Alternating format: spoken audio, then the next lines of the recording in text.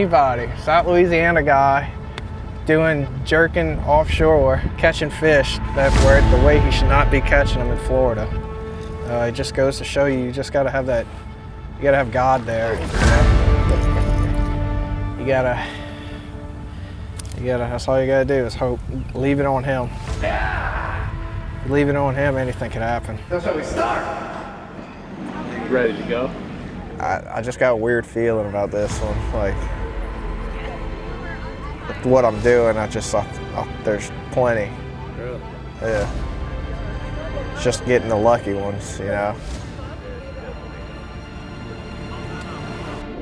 I'm Tyler Rivet, TR Fishing. If y'all don't know the logo, y'all will now. We're going to the gun show after this. We're gonna bring it all week. And if y'all wanna learn something, let's go to the gym. I used the new Sucker Punch by Excite Baits. We worked a while on this bait, so it's pretty awesome to catch a few fish on it today. One thing that's good about this bait, it's a lot smaller than the most, and it hides the hook, which is, I think, better over here when there's baits flying everywhere. So I could only use a 3/4 ounce on this hook, and it gets through more of the grass easier without 1.5 ounces, so you're not spooking the fish. It's got a lighter weight, and I think that's a key thing to what I'm doing. Florida always gives me a trouble, but hopefully we could just keep it going this year, and hopefully this sets the momentum for the season. I'm kind of feeling it. I kind of fished a lot on the off season. I want to stay warmed up, and hopefully that paid off, and hopefully I could do this for the next 9 to 8 tournaments and the Classic.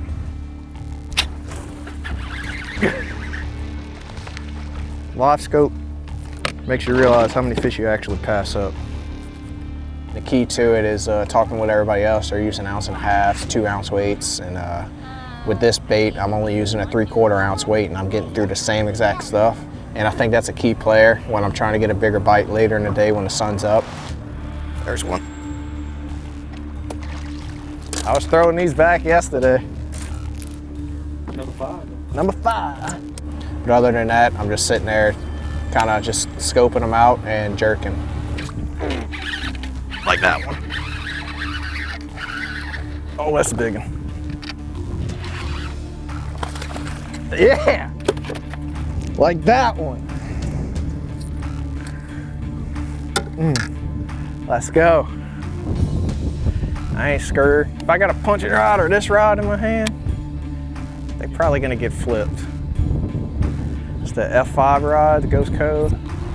I mean, dude, like just those little bites, you can feel everything with them. It's crazy. It's like an awesome bag. It's the biggest bag I've ever caught.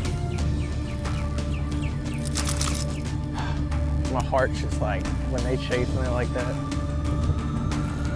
Best. You'll see about 60 to 100 fish before you catch one. It's just a patience. So that's the main deal, is patience. That's the one. Oh my gosh.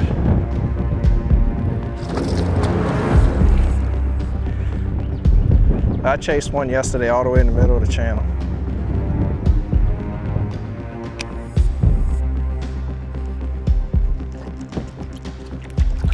Yeah! Let's go! I kind of wish I would have caught 30, just to say I had a 30-pound bag once, but I'm not worried about that. We're going for the W, so we played it smart. That's a good one. Also hook in the arm. Big one. Got off of there when we needed to, and made a cool call right at the end that helped us out. So I think we could go there tomorrow and the next day and do the same thing. They're there. They're willing to bite. You just got to be patient. You just got to keep going up and down and waiting for the right one to eat. Just today, just seeing what was following my bait, we could have had 35 at least. So they're there. They're big ones there. It's just that right timing and the right place. Let's go! Whoa!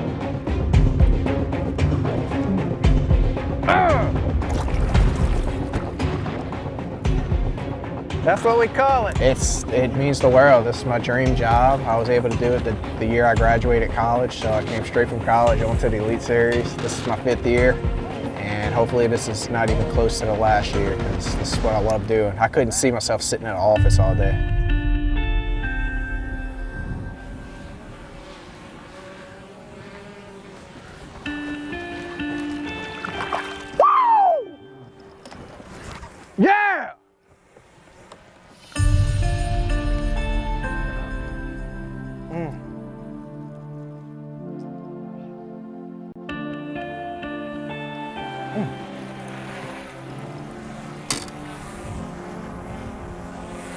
Hey, yo.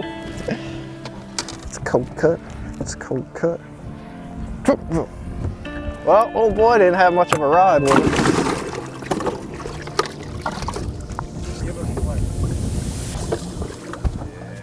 I gotta pull the sleeve up for this one. That's what I'm talking about. You don't get this every day, so you gotta be grateful and humble. Like, just like tomorrow, we could come in with nothing. That's how quick it changes, so you just live in the moment and be pumped up when you can, and no negativity, that's the key. Oh my God.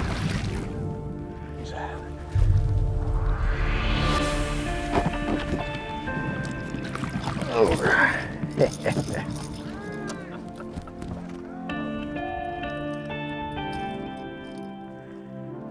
Bass fishing is just a way to get out, away from everybody, away from the world, away from social media, just to go out there and have fun. We do it for a living now, but it's still, if you're not having fun doing it, why are you doing it? Dropping the gun show, flexing your arms, having fun out there, and man, what you're doing is pretty incredible here this week. It's different. It's different for me. I just fell in love with it a year or two ago, and after that, I'm addicted to doing it. So it's just weird coming to Florida and not doing the punching and flipping for 24/7 out here. So I think it's going to be done after what I did. So I have a good feeling about it, and like I said, it's different. So I'm going with it. I have fun every day. I do what I can, and I just hope we do it I could do it for the rest of my life. Not really, I'm kind of hurt already just from today, so. Pumped up. I never felt like this. I felt like it, but I've never had this tingle. Let's get it. Good luck, man.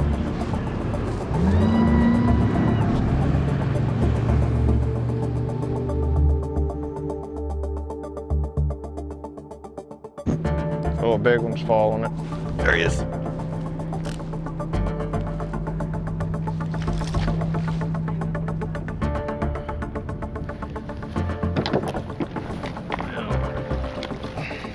We'll start off with him.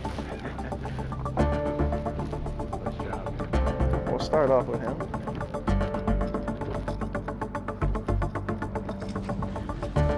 Yes, sir. Good start. Good start. I think it's going to be a good day. I think it's setting up for us because if you look at the bushes and everything, the water dropped at least a foot. So, I mean, the only place they're going to go is out. That's what we're fishing. Big one. We're fishing out, so if anything, I think it'll help us more. Batty. I don't want to jinx myself, but I mean, it's just as the book would go. They would pull out, obviously, and should be able to catch them on that jerk bait. Just trying to put a few in the boat right now just to help slow myself down. That one way back there was something. It wasn't small. This wind needs to just shift.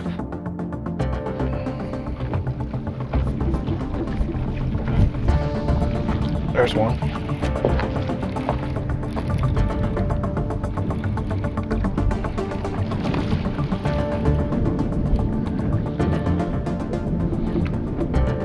Finally.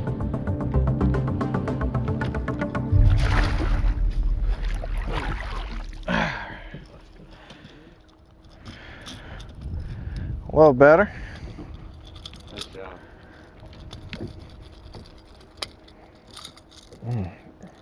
Please all be hooked like that. 3 1/4.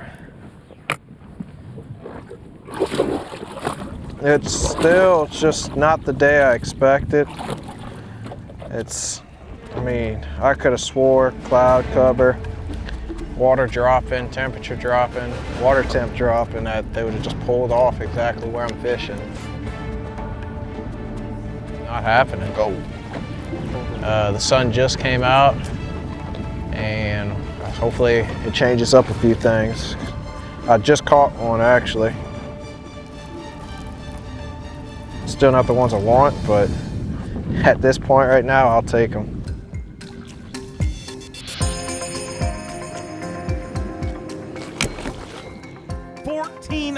7, 2 pounds and an ounce short of the overall lead, but he moves into second place with 68 pounds and 2 ounces.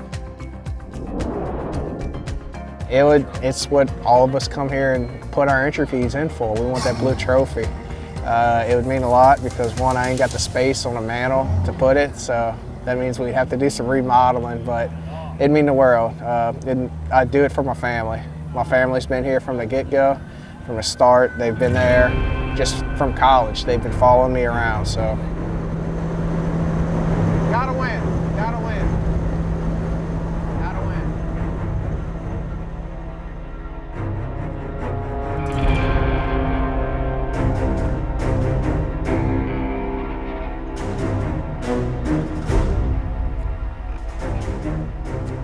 Oh, got him. Whoa.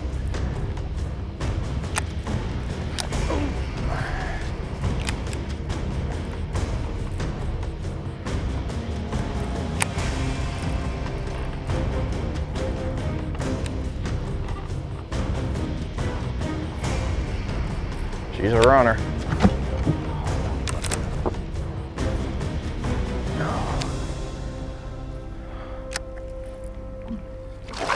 Oh my goodness.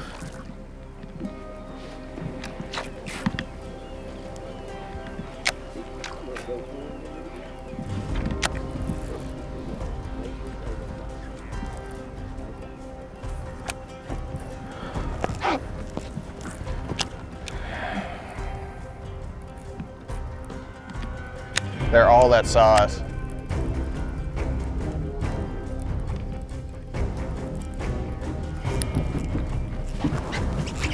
Let's go! Woo! Yeah!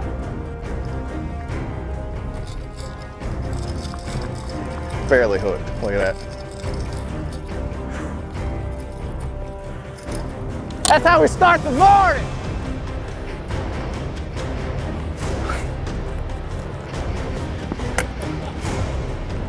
They coming out early today. Oh.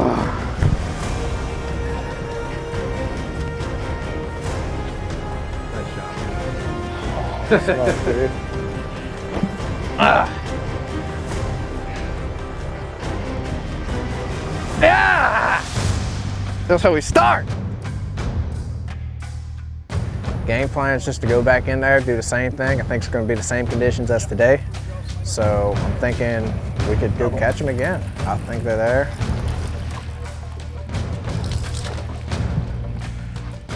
That's what we normally start with. I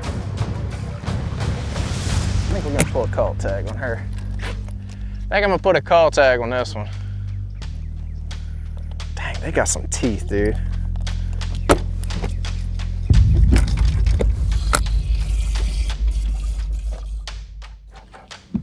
My biggest strength, I'd say, is not getting down on myself if I would lose one, or if something bad would happen. I let it fly right by me. I don't even think about it because all it's going to do is hurt you. So the main part is just to not worry so much and have fun. And going back to the first thing, don't let the bad things, the things you can't control, don't let them bring you down. If it happens, and just go with it. You know, the good Lord's doing it. I'll take 3.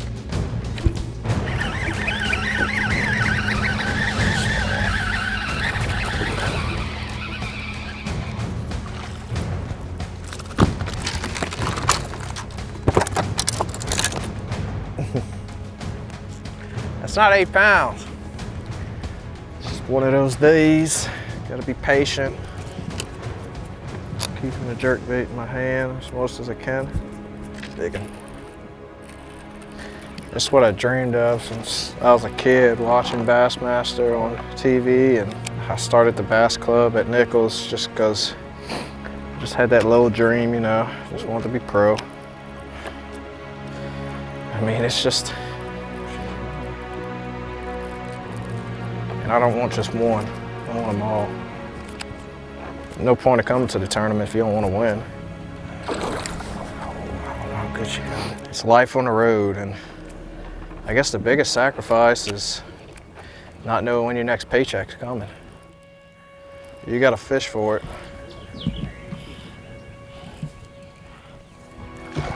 Doing it, like I said yesterday, I'd do it for my family. Let's go! My whole family. Everybody at the house, family. Grandma that passed, and just all the kids and the people with a dream. The ones I was in their shoes, you know, back in the high school, college days, and just fishing, just, you know, there's thousands and thousands of other guys out there that want to do the same thing, and you just never think it's possible, but I just stayed at it, and you just don't stop, just don't stop.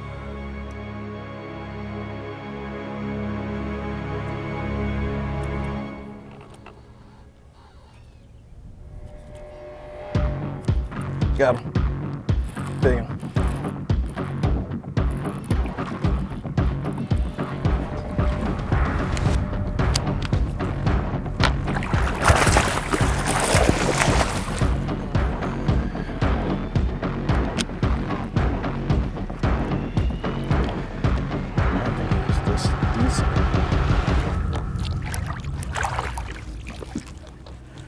All right.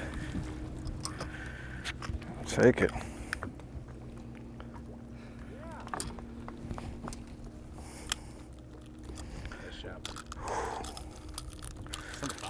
Number 5, finally.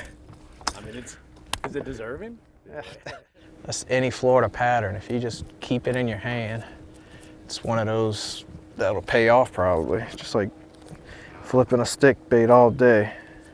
You might not get many bites, but I'll just learn with this jerk bait that there's more quality bites on this thing than I've been getting anything else on. And what I liked about it too is I was away from everybody. And there are people on people on people everywhere else, and I'm just doing this by myself. And that is 100% rare for the Elite Series, because these guys will find anything. They find it all. So normally that's how you win a tournament. If you could get something by yourself, big, that nobody else is doing. It ain't acting like a bass. Maybe it is. It's a bass. Yeah, a little bass. Can't do it without support, that's for sure. Especially on those tough days, y'all always help me get back in here. With that, and just all my sponsors. The ones that stuck around and helped me out.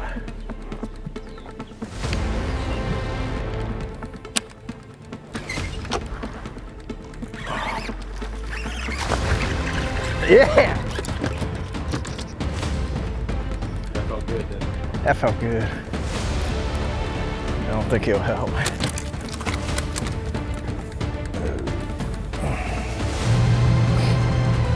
It'd be awesome. I wish everybody was here.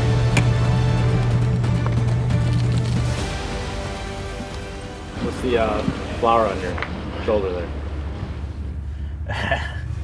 For my grandma.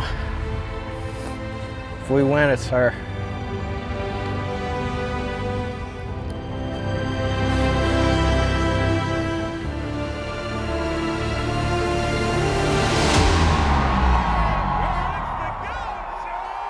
My next goal is, well, to keep the AOI going up and try to stay up and make the Classic again. That's always the goal. But maybe to win the Classic coming up, that would be like awesome. And I don't want to be like greedy. That'd be, I mean, I want to win everything, but that would be cool to win the Classic. I couldn't imagine, just winning the Elite Series event was crazy. I couldn't imagine a Classic. So that and then the AOI, that's the next two, of course. And why not add another blue trophy while we're at it? Marathon Peak Performance. Ah! Woo! That's what I'm talking about right there.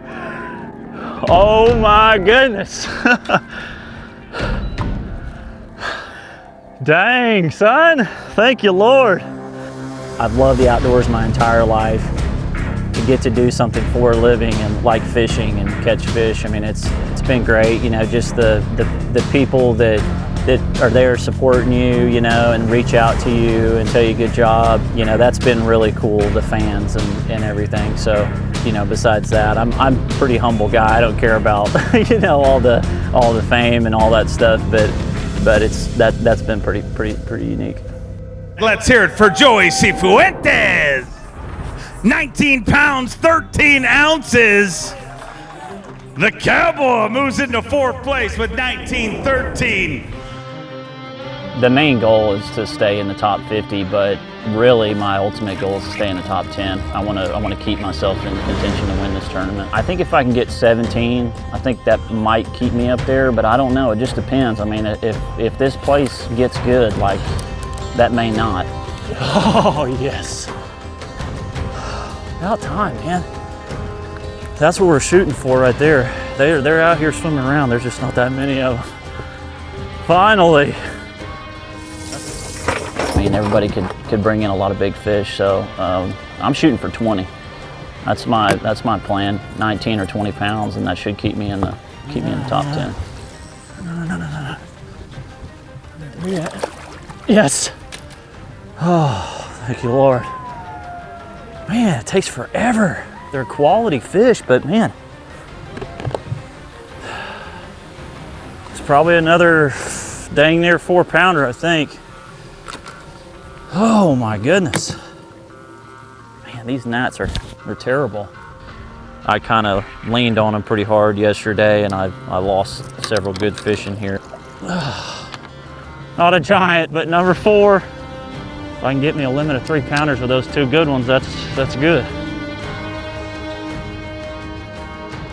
There's not just a pile of fish in this place. I mean, I'm just trolling around, looking with my live scope, trying to find some bigger fish that are out here kind of roaming around. Ah! Woo! Man, I mean, come on. I'm just about to move. That's what we need. All right. Change of plans. Man, I think that's another 4-pounder. So I just threw my drop shot in the water. I just cut off. Get her in there. Dude, 2 more bites and I'll be back at my initial plan of 20 pounds. At home, I have a marker board that I write all my goals on, and my first goal going into this season was to get Rookie of the Year. You know, with that being said, I wanted to fish, and potentially, you know, another goal I have wrote on my board is to get Angler of the Year. So I set the bar pretty high there.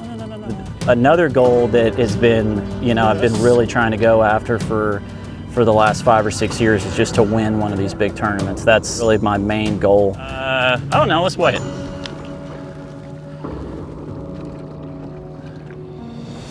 Yeah, she's like 4 3/4. I think primarily they're all pre-spawn, you know, right now. I know all my folks back home are cheering me on, baby. When I dissect the timber, I'm looking for channel swings. Oh my gosh, it's a giant. It's a giant. Don't come off, come off. Oh my gosh. Oh no, it's gonna get me in those trees. Please don't get in the trees. Please don't go in that tree. Don't go in that tree right there. Don't go in that tree. Come on, baby. This is a big one right here. If I can get it in the boat. Oh, don't go in a tree. Dude, this is 6-pounder. Come on, girl. Come on, girl. No, no, no, no, no, no, no, no, no, no, no, no. Oh my goodness. No, no, she's gonna jump. No, she's not. No, she's not. Stay pegged.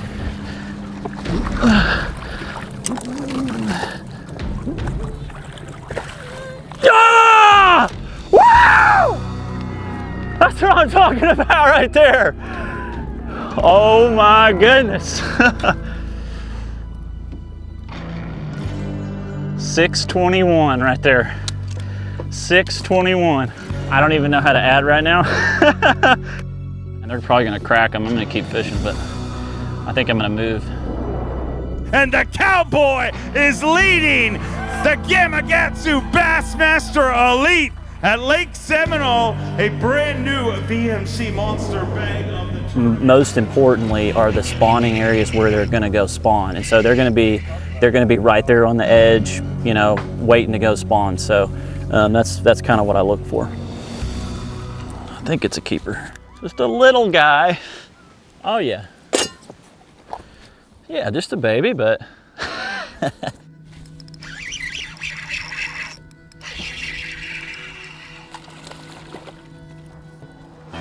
Not the size we're looking for, but another little keeper. I'm throwing at everything I can throw at this morning until I get me a limit. Get some jitters out, even if they look small.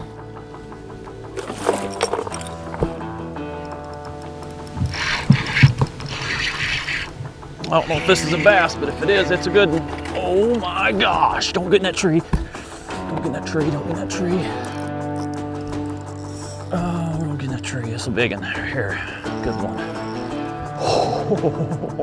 Oh, 4-pounder. They're still out here. Yeah, that's a 4. Okay, starting to pick up now, that's number 5. You know, going up the Chattahoochee or, you know, fishing the Flint and Spring Creek made me realize where I needed to spend my time. I know there's still some Jessies out here. Woo! Honestly, I think I'm just right here on a highway, man. They're swimming in off the main lake and going back here to spawn, and this could be sweet right here. If I can keep going. The last tournament I fished, I think it was either last year or the year before, I made a top 10. It was a smaller tournament, but you know, top 10 and fishing right around the same area I'm fishing now. So, don't get in a tree. Oh my gosh. Oh my gosh. Stay on there, baby. Oh, stay on there. Oh man, I think I got this one barely hooked. Please stay on there.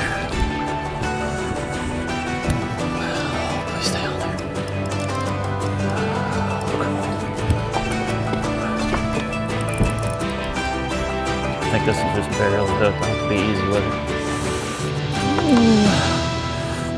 Oh, yes.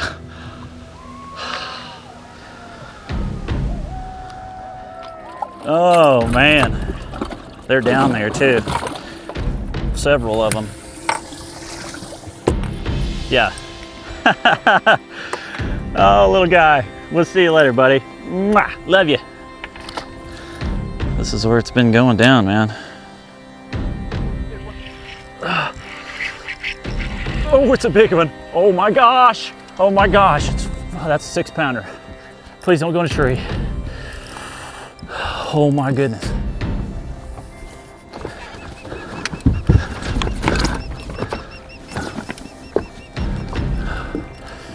Come on, girl. Come on.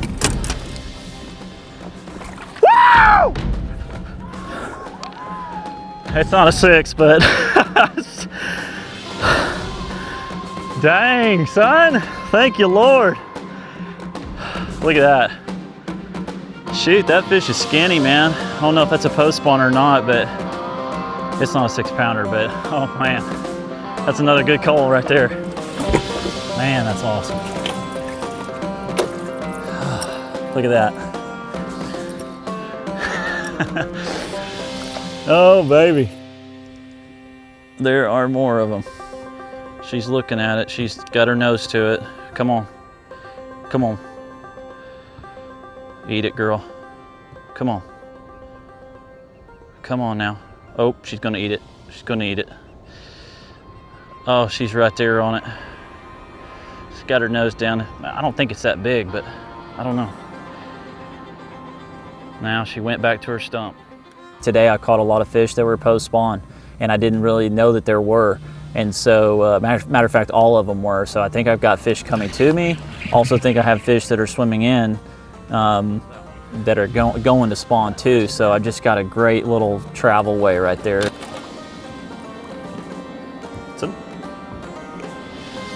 2 3/4. There we go. That one ate it while it was going down. Oh, it's a good one.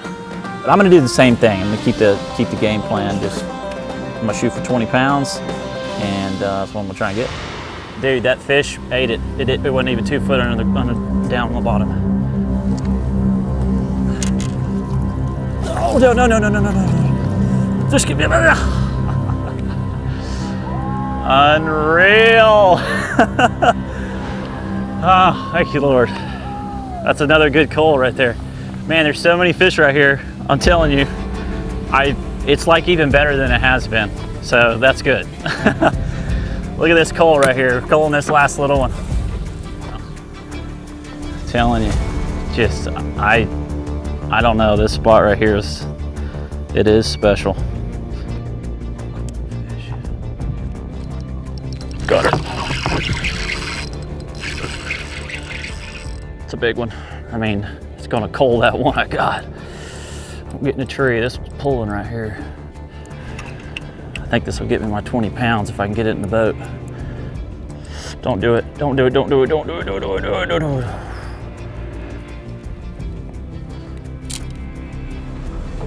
Come here. Come here, baby. Come here, baby. Yes. I think.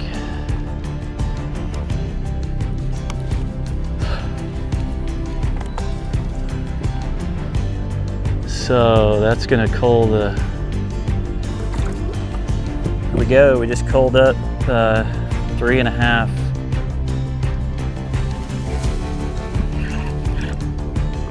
Oh my gosh.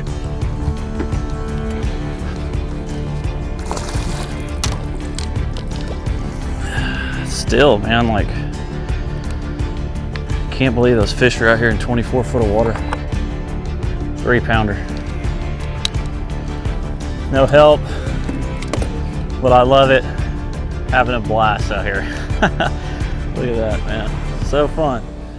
When I got done playing baseball in college, I started a fishing program at Southern Arkansas University, and me and a few other people did co-angling back in the day in ever start tournaments, and I ended up winning a tournament. And so then I qualified to fish the tour event as a co-angler, and I did that, and I won another tournament, and I qualified. I think every year I did it, I was top 10 in the points, and it just came natural. It's a good one. Yeah, I mean, that means, it gives me, like, there's plenty of fish out here for tomorrow. Yeah, I mean, it's just over 3 pounds. It's not gonna help. 3-pounders won't help. I don't know what I need, but I'm not gonna go through here and catch potentially some fish that may get me a win.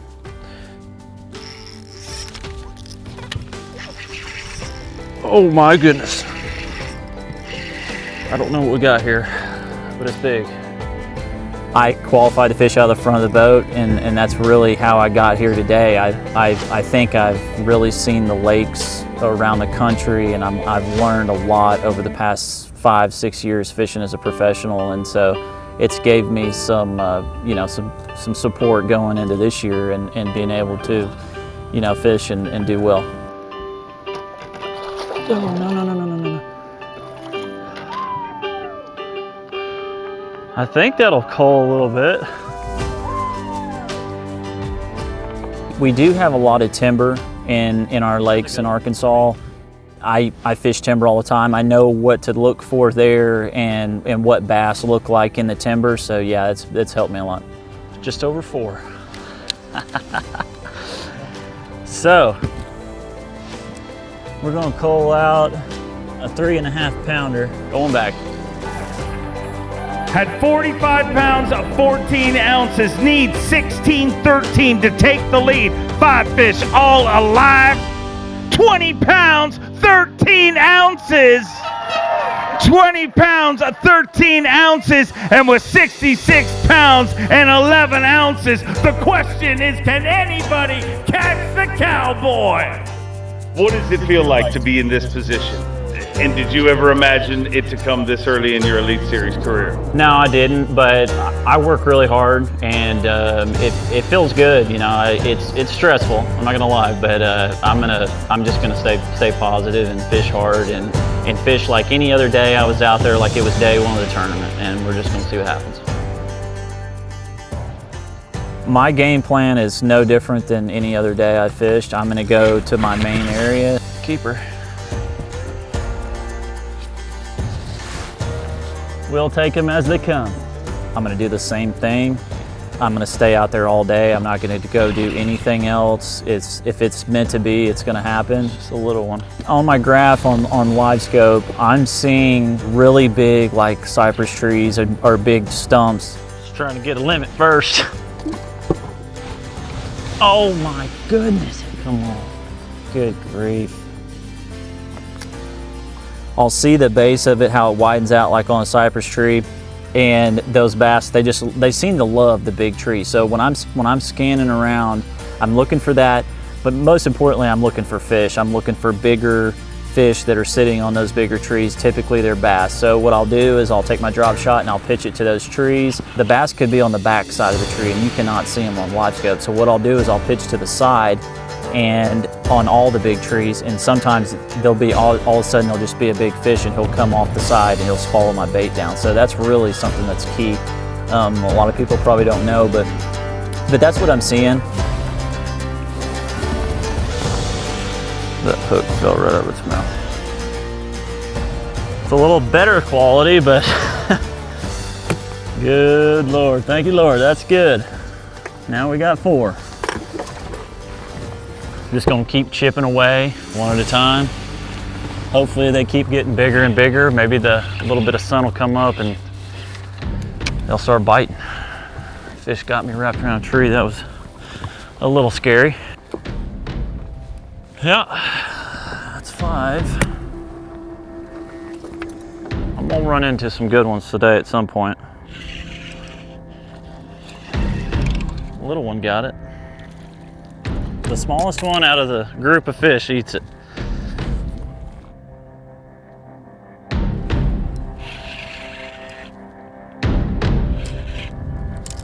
It's a little better one there.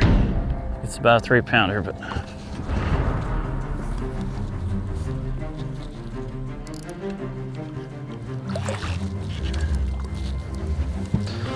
I mean, come on. I want to make long casts on these fish, but I can't do it. If I get over a tree, I'm in trouble.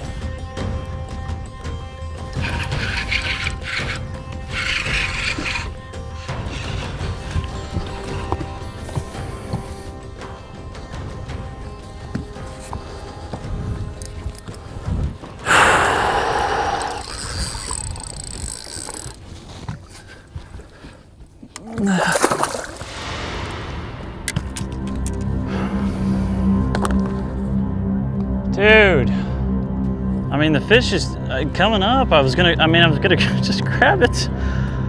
Unreal. All right.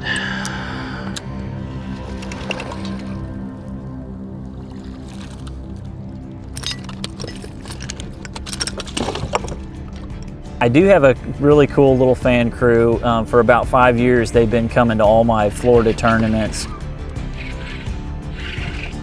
Stay on, baby. Please get in this boat. It's a big old fat one. And they could make this one, so they came down, they're in a boat. They're just some family friends. There's a tree right there. No, come on. Yes! Ah, bam! Man, I have had a rough morning this morning. That's a 6-pounder. Oh my goodness. Maybe there's still hope for me.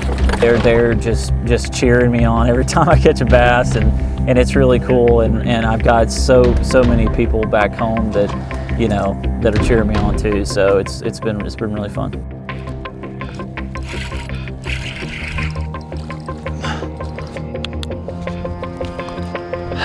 It's a little.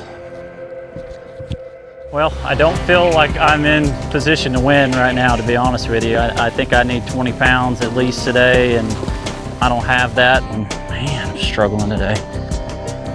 It's just been one of them days. It's been really grindy. I've been fishing hard. Oh, please stay on, please stay on, please stay on. Please don't jump, jump, jump, jump, jump, jump, jump, jump, jump, jump, jump, jump, jump, jump. Oh my goodness. Please, Lord, let me get this fish. Yes!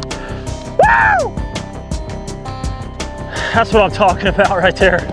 Another coal, we're gonna fish hard, keep going, baby. It's been fun though. I'm still thankful to be here fishing on the final day. Don't get me wrong, but you know, I had a goal here to try and win this tournament. And I mean, 3-pounder?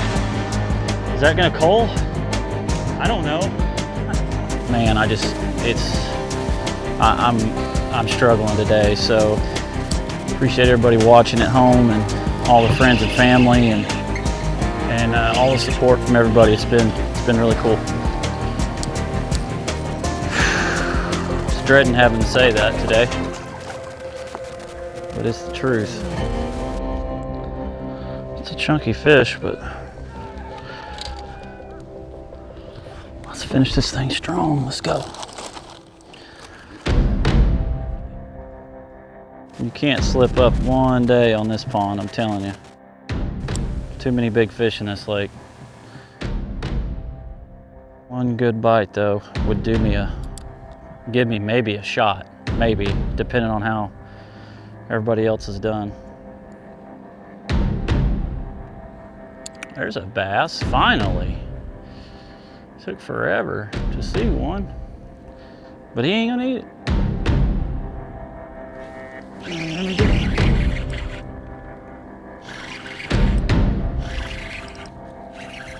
I don't know what I got here. Oh my gosh! Oh no, it come off! That was a 6 or 7 pounder. Golly. Man, it's just when you're not having it. It's just not your day. It's not your day, man. That was a 6 pounder. At least a 6 pounder. Unreal. I cannot believe that fish came off.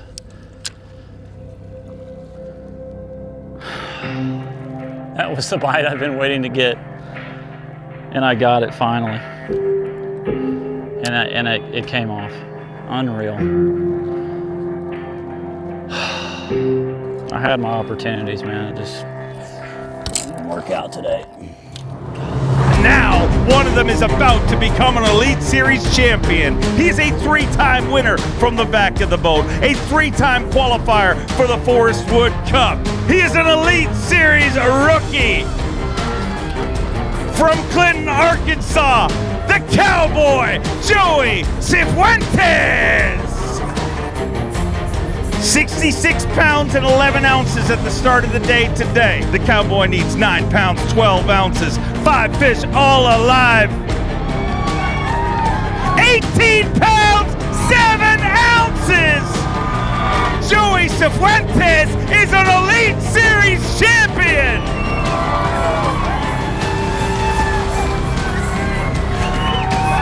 The Cowboy conquers Seminole. 2 events into his Elite Series career. He is an Elite Series champion. The Gamakatsu Bassmaster Elite on Lake Seminole belongs to Joey Cifuentes.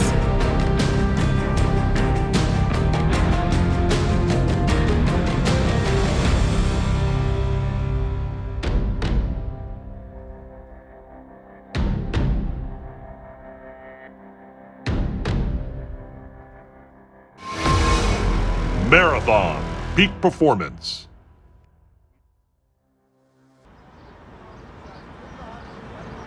One of the most amazing things about this classic is the fishing freaks that showed up here in Knoxville, Tennessee. There's a reason for all the energy, all the excitement, the buzz and anticipation.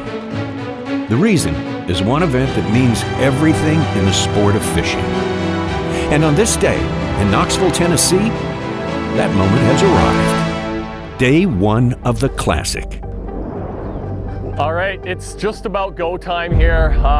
Probably never been so excited for a tournament in my life. Yeah, day 1 of the Bassmaster Classic. This is what we live for.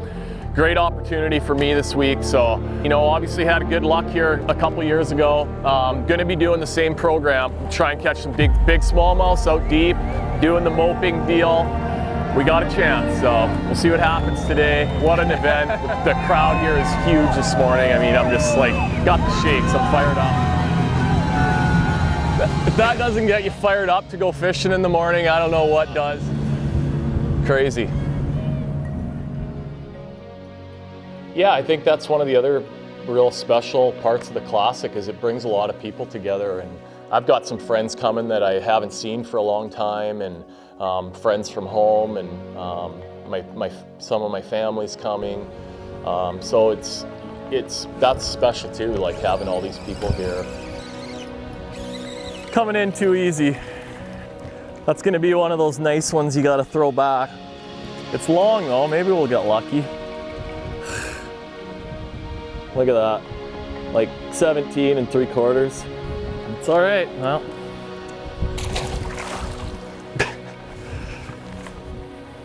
Come on.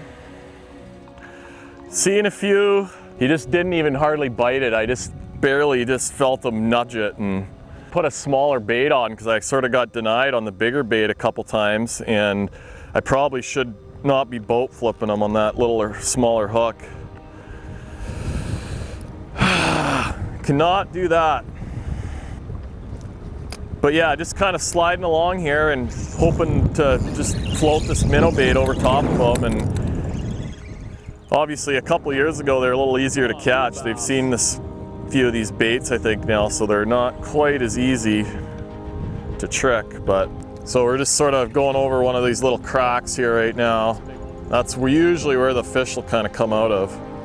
Between the wind and the current now, it's a little bit challenging to just kind of stay on top of it, but yes, one down, baby.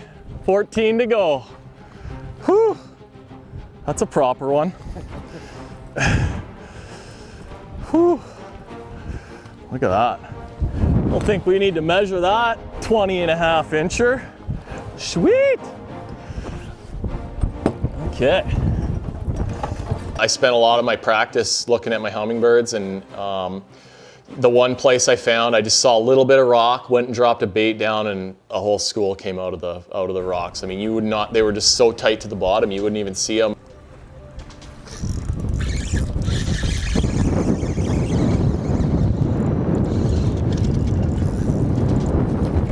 Nice, come on baby, be a keeper. It's a fat one, but he's not that long. Oh yeah. 19 incher. Boom.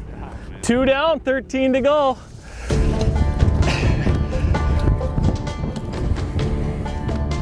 Actually, I'm just gonna throw them in here quick in case they have a little bit of.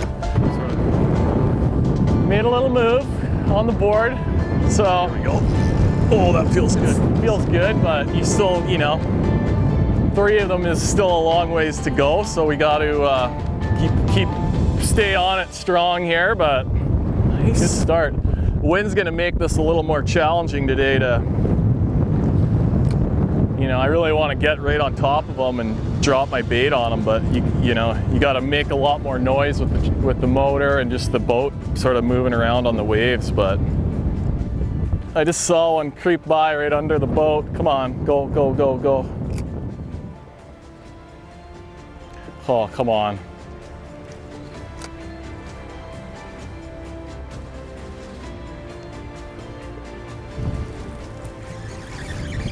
Little guy again, I think. Oh no, no, big one. Big one.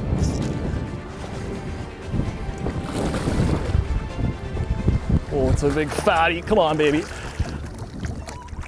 Yes. Oh, wow. That's number 4.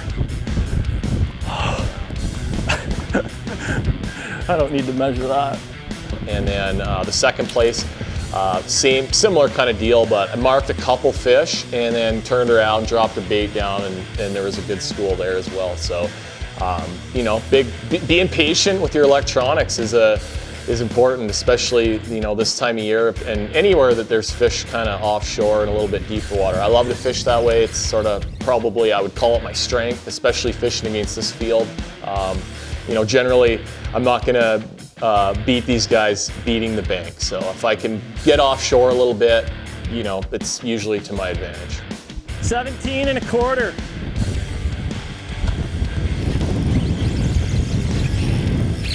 Oh, that thing was swimming with it. I didn't even know he had it.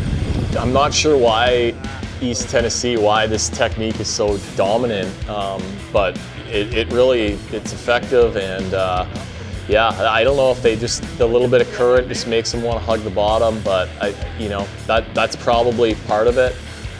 And then, you know, they're eating bait fish, they're eating shad. I had quite a few spit up in my boat, and that jerk shad in the rig is just a good, you know, resembles what they're eating very well. Come on. That one feels all right. Yep, that's her, baby. That is her.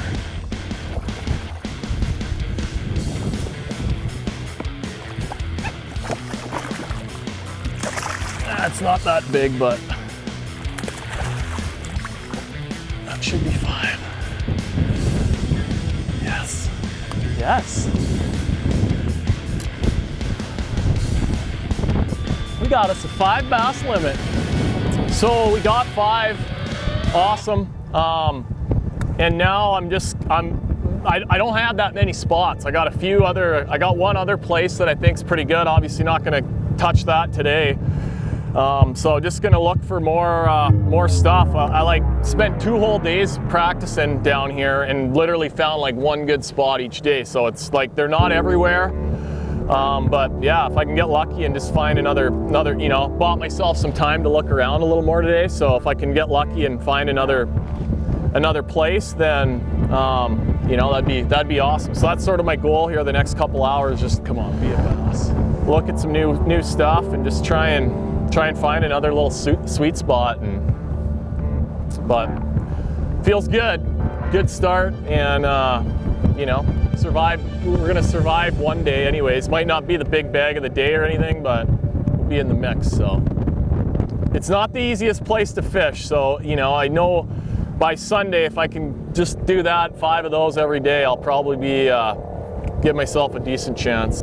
A lot of the bottom out here is just really flat and plain, and so just like any little rock or hard spot you can kind of find just really has potential. So and the fish just seem like they're glued to the bottom a lot more than other places. So like you almost gotta just, if you see something that looks interesting or has potential, you almost gotta just go drop a bait down there and see if anything, they show themselves pretty quick if they're around. So got to have a minute of fun there. Bait wise, same thing as last time, you know, just Z-Man jerk shad.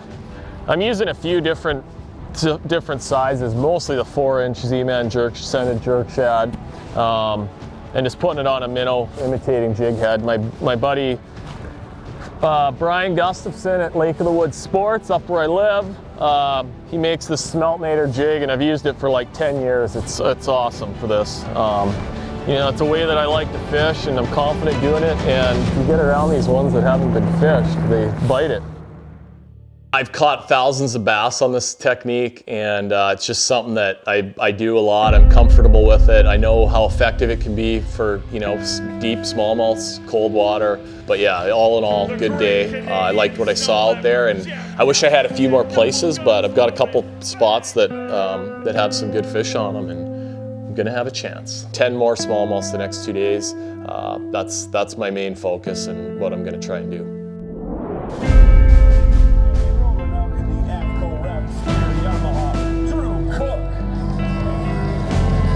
I need you to get real loud, trying to make history this week and become the first Canadian ever to win. If this were a one-day fishing derby, Gussie, you'd be a classic champion, but it's not. How does it feel leading after day 1? It feels awesome, but we got a long way to go, and I got 10 more smallmouths I got to catch here the next 2 days. So we're going for a 40-minute run here, and hopefully we can make it happen. With such a solid day one, the only guy with 18 pounds, now the weather changed. Is that going to help or hurt your day? I'm committed to what I'm doing. I have no idea. I'm going to get there, and I'm fishing deep. I don't think they should be. Hopefully they didn't get bothered too much by that storm last night, but I'm committed to what I'm doing, and I'm going to go. It's going to go real good or real bad, and I think it's going to go real good. He's feeling good. You can see the enthusiasm. The day one leader, the Bassmaster Classic, Jeff Gustafson.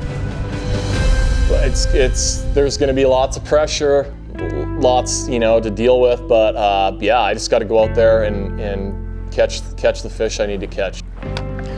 We just arrived at our first stop. Made a few pitches around, no sign of life yet. That's a real one.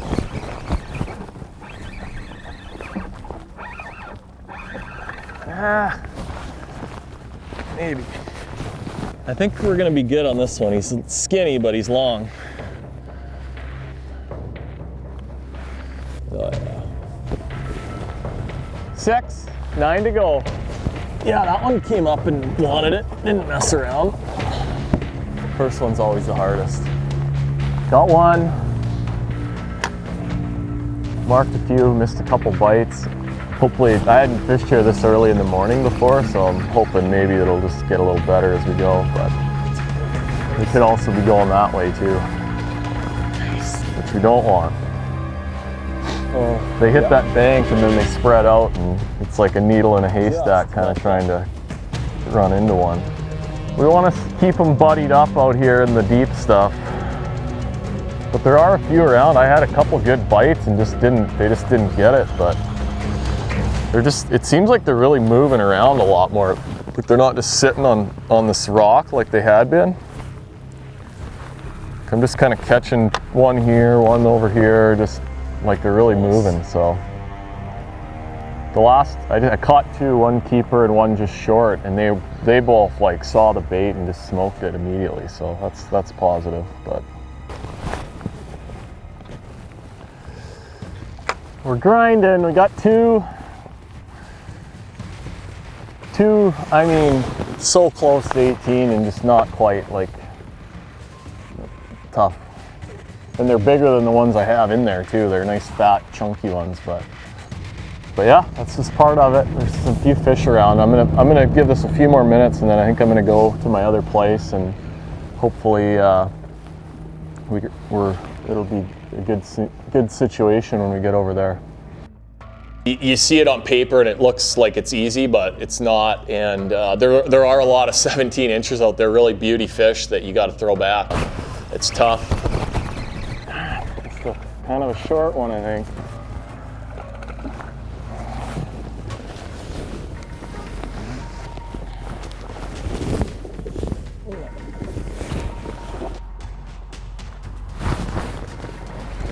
Feels good. Come on, baby. Yeah. Nice. Oh yeah. What's 5 plus 4? 9? That's 9. 6 to go. It's being a little more stressful today, though, I can tell you that.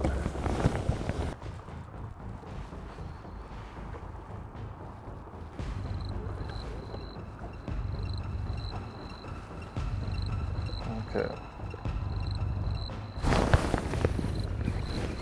Maybe. Oh yeah, that's a big beauty. This is the one we need.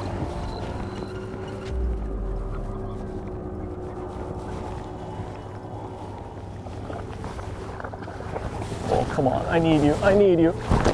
Yes! Woo! Yes! That's 10, 5 to go, baby. Oh yeah. That's a proper one. Mr. Fat Lip. Well, I've missed a lot of opportunity today, so I'm pretty happy that we got there. 4-pounder, awesome. You know, you're fishing to win, and it's just such a legendary event. You know, I really want to have as much fun as I can this week, and just enjoy everything, and at the same time catch some big smallmouths. It's not small.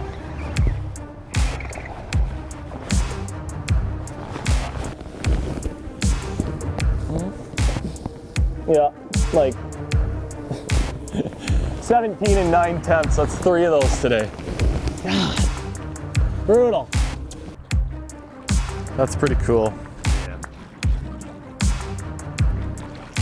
Well, I got my 5, so happy. One of them's like a 260, so I'm going to, I want to try and get one more like solid one. Just I can upgrade a little good chunk on that, but I don't want to burn, you know, more keepers here, but I also want to, you know, just try to really get as much as I can today, but without, you know, I got lots of time, so I'm gonna just try to get one more. That feels nice. Come on, be a bass, big bass. There's a few places where I caught a fish or 2 here and there, but not like these had a school on them, you know, that were a good fish and a good number of them, but it feels pretty good. You know, just gotta keep pecking at it here. I'm just sort of doing a little bit more moving around on this spot. I mean, just go and try and look around and see if we can find any more, you know? See what we can learn.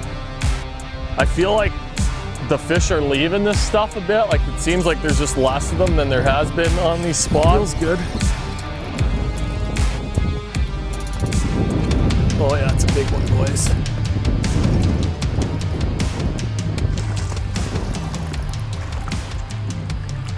Oh, come on, come on, come on, come on. Nice, nice. That's an upgrade. This is gonna be a good upgrade. Nice thick one. 3.5 or, look at this upgrade, guys. Oh, makes me happy. Bingo! Okay, let's get another one. There's a bunch there. Little nudge.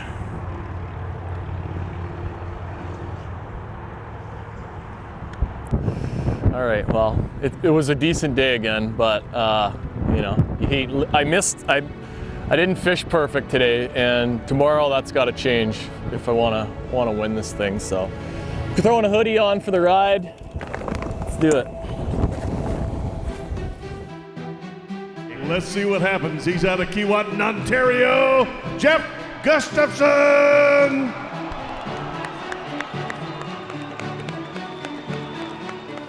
Fishing his 4th Bassmaster Classic. He is one of only 2 Canadians ever to win a Bassmaster Elite Series event, and he happened to do it right here on the Tennessee River. 18-8 yesterday, 5 fish here today, needs 9-9, 17 pounds, 3 ounces, 17-3. And once again, the great Canadian snow leopard is leading the Academy Sports and Outdoors Bassmaster Classic with a brand new Academy Daily leader. Man, I want to see this happen for you. Ladies and gentlemen, I ask you, are we going to see history tomorrow? It feels good today, but as soon as I get done here, it's you know, tomorrow's a new day, and I have to go catch 5 of them again tomorrow, and you know, keep the foot on the pedal. Hey, that's off to you, homie. It's gonna be hard today. Good luck. Okay, man. You too. Yep.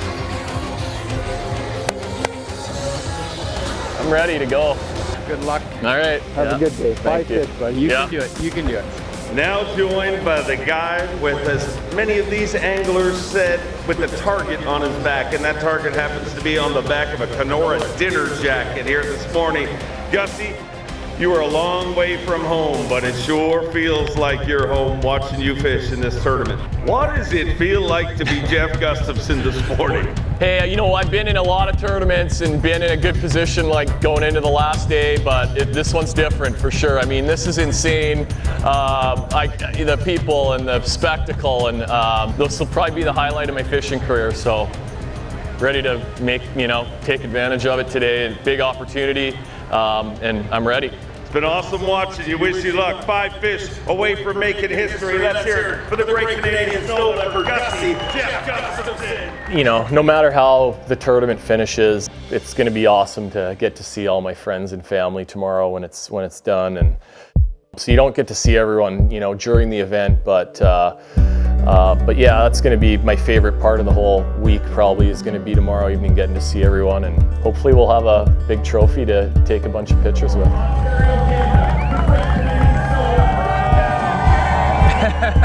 Look at that, Gussie. I mean, it's the final day, but on that very first big keeper you caught, you said 1 down, 14 more to go. Now there's only 5 more to go. It seems like a small task, but it's going to be hard. I got to have the best day of fishing of my life today, and if I do, we're going to have a party tonight. Look at this. We got Canadian flags up on the bridge, and it's special. This is the biggest event in the sport. This is a dream come true for me. I got to make it happen today. Good luck. There's a lot of people that love bass fishing in Canada, so to bring the trophy back there would be, you know, I'd be very proud to get to do that. And man.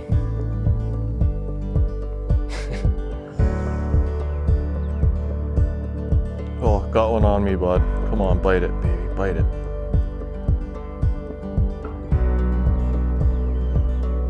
Day 3 of the Bassmaster Classic. I'm gonna have a chance to win, and I'm 5 bass away from a Bassmaster Classic championship. They're probably not big ones, but that first one was a good thump.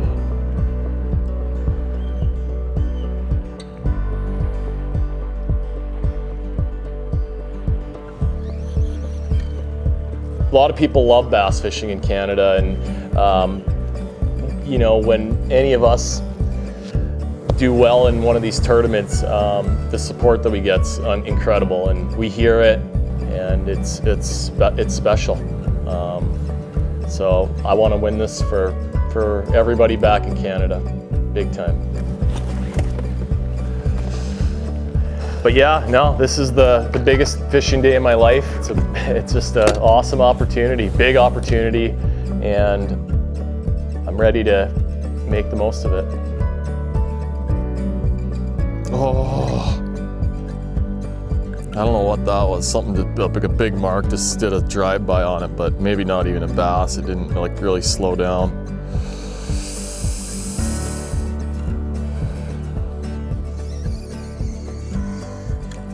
All right, let's go. These things are just, I don't know if it's the no current or what, but the numbers of fish are dwindling and they're getting harder to catch. It's a little bit troubling, but yeah, I need to figure out how to make it happen one more day. Little guy.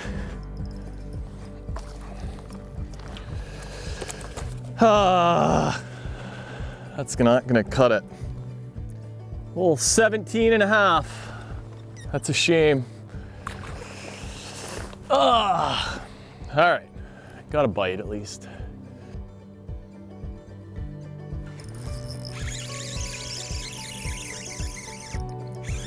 Another little one.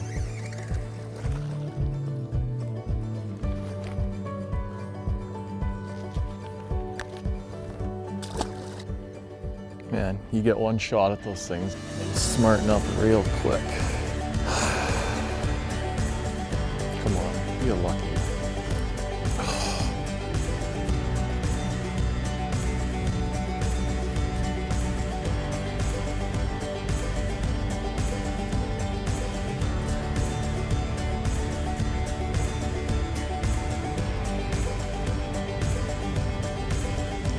Bite it. Man, I wish I had a couple more spots and life would be a little easier, but I don't have, you know, a secret spot that I've been saving for day 3. Yeah, I gotta make it happen, and if it doesn't happen easy, I'm gonna have to get creative in the afternoon and figure out how to catch some fish for sure. Please make this happen right now. Come on.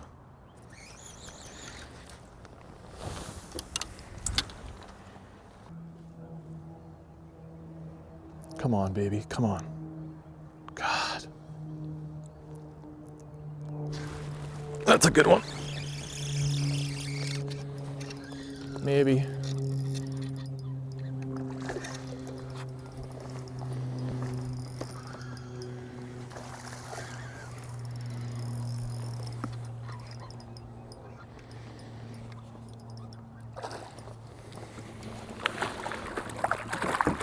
Yes, I think we got one, guys.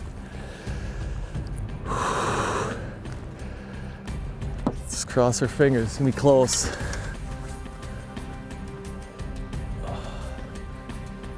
Yep, number one, 11, 4 to go.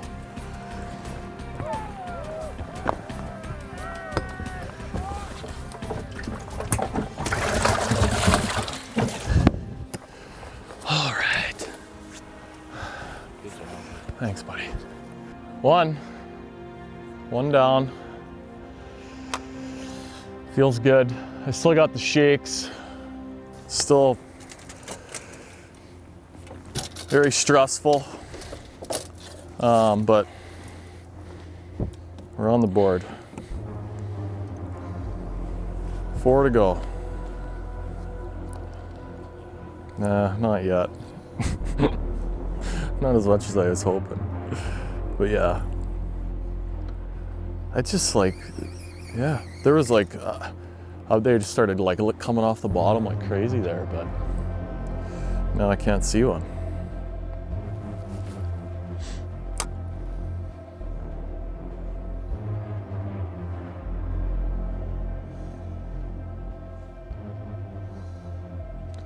There's a wounded shad. That thing must have puked up right. I can see him just sort of floating on top. Here we go. Get it, get it, get it, get it, baby, get it. Oh. Ah, little guy. There's followers though.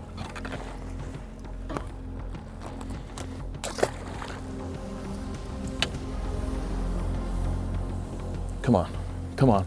Look at this. I've learned that I better make it happen on my first looks in the morning with some of these fish. It's like once they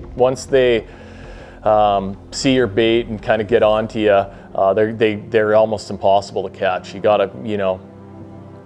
I had quite a few bumpers and lookers, and they just weren't biting it that good, and I missed a few. If I'm gonna win, I have to have a perfect day of fishing. It's gonna be another 17-incher, I think. So when the fish, if I can find a little group of fish and it's their first sort of time seeing my bait, then you know it's a race and one of them will bite it. But once they kind of know you're there, know the boat's there, they just start moving a lot slower, and they're looking at the bait a lot more and bumping it. Like I had quite a few taps today that I think they're almost coming up and like hitting it with their mouth closed. Small, I think.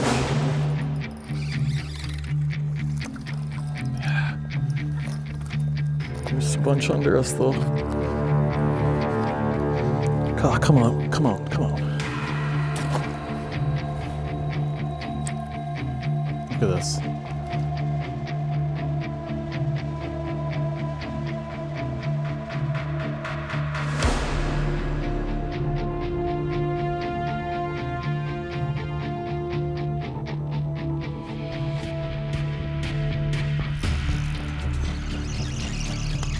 Maybe.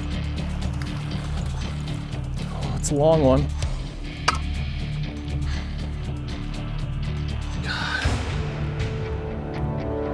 17 3/4.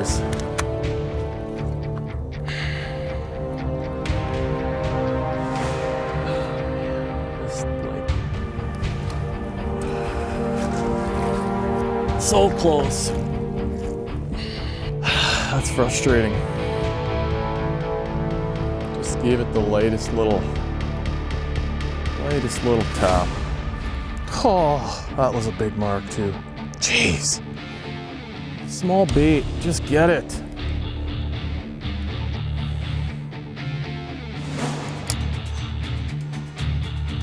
Come on. They're being hard to catch.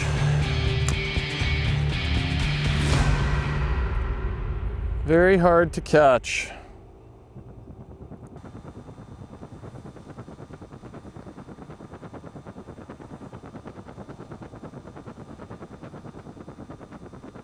Oh, there's a whole flock of them right here. Come on.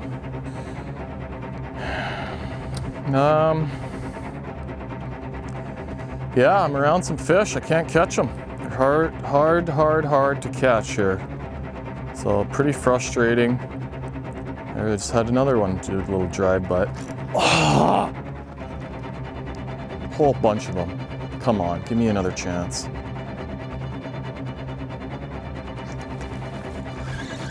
Yeah, it doesn't feel like a big one.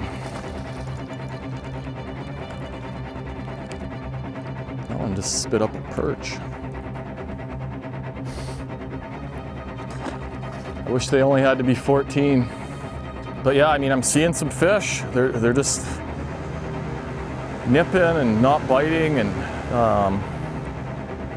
just tough. I'm sure it's tough for everybody, but sure feel good if I can catch a couple more of these things that are the right size. And I did really, you know, I didn't spend hardly any time practicing for largemouths. This is, you come here to win this tournament, and I like my chances with the smallmouth, so we're gonna stick to that. I had one little stretch where I think I could catch a few largemouths maybe on a crankbait, but I just think with no wind like this, it's just, that's gonna be brutal too. So I'm gonna just keep picking away here, and I need that to keep happening, like just where I run into a fresh group that hasn't seen a bait, or like those ones were just like red hot there, and I just didn't get hooked up on the first bite. But if I get to a few more chances at that, that's kind of my best shot at a bigger fish. I just put a lighter head on, like a 3/16 ounce head, which I never use, but it's just so calm. I always use a 3/8.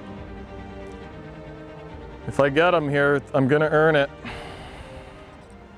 I know what I need to do, and I gotta, you know, just be as prepared as I can, and you know, a little luck would be nice too. That feels good.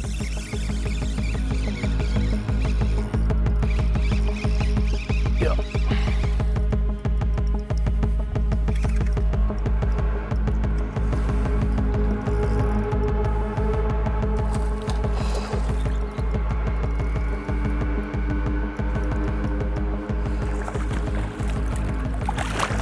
Yes. Okay. Yes. 2.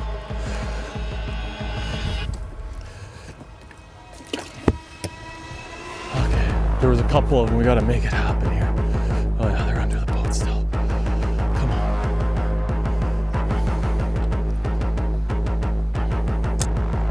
Yeah. Come on.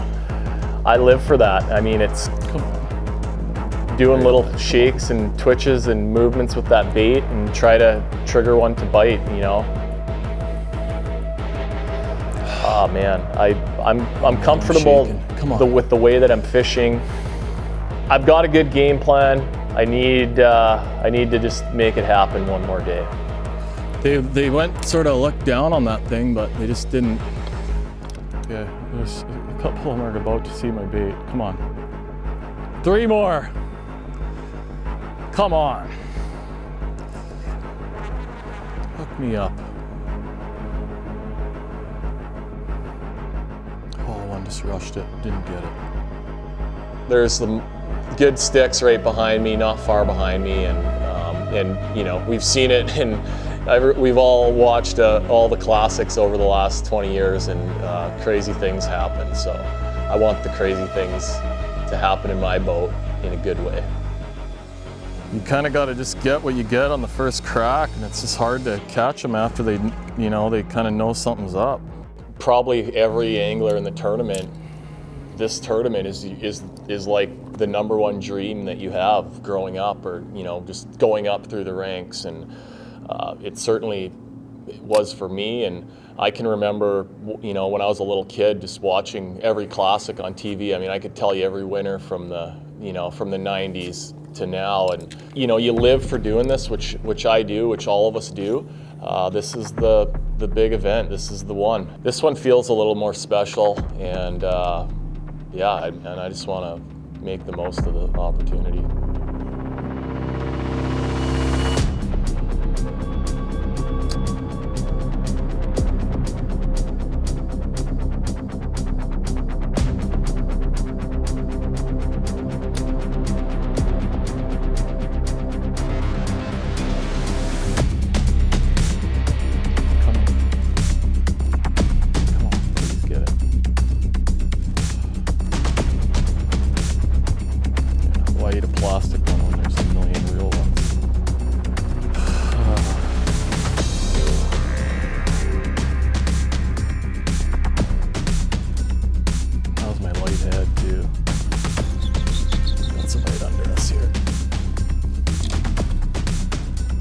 Oh, the winners are right under my boat. Come on, just please.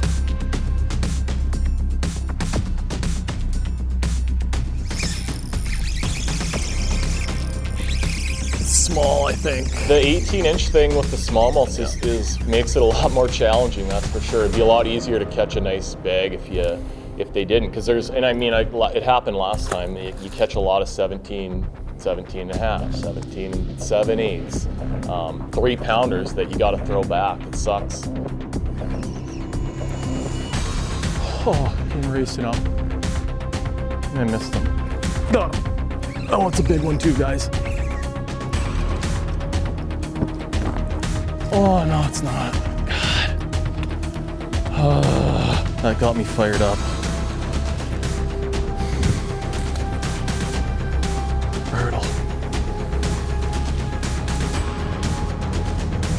About as stressful as it gets right here.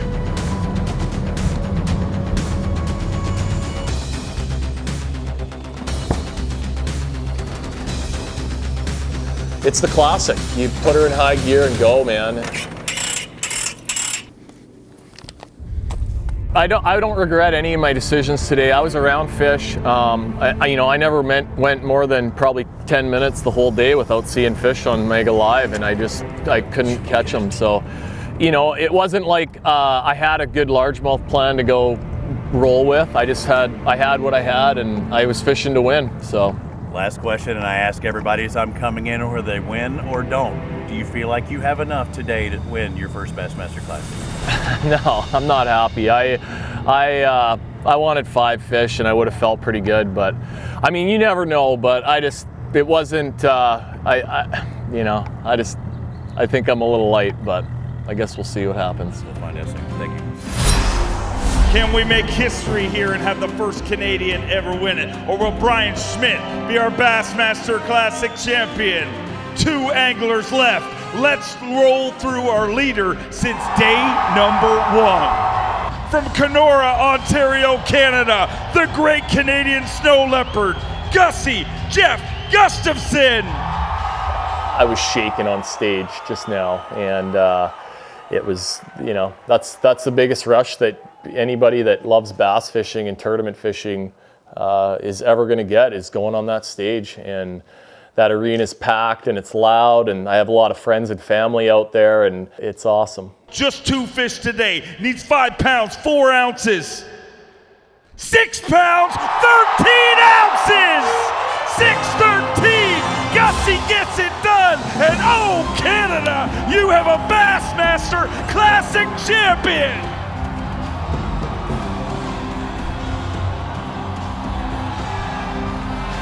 If anybody, anywhere in the world, if you love bass fishing and this is your dream, it can happen to you.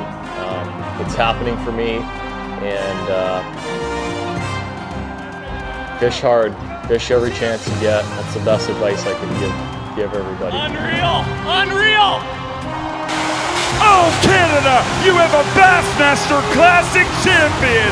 A wire-to-wire win for Jeff Gustafson, your 2023 Academy Sports and Outdoors Bassmaster Classic champion! Jeff Gustafson.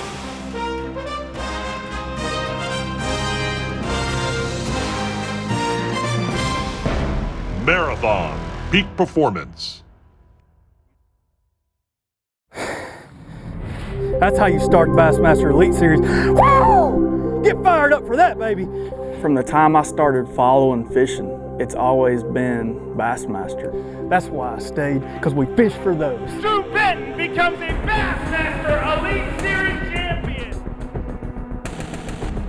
You know, you can start at the high school level now, the college level. You could be like me.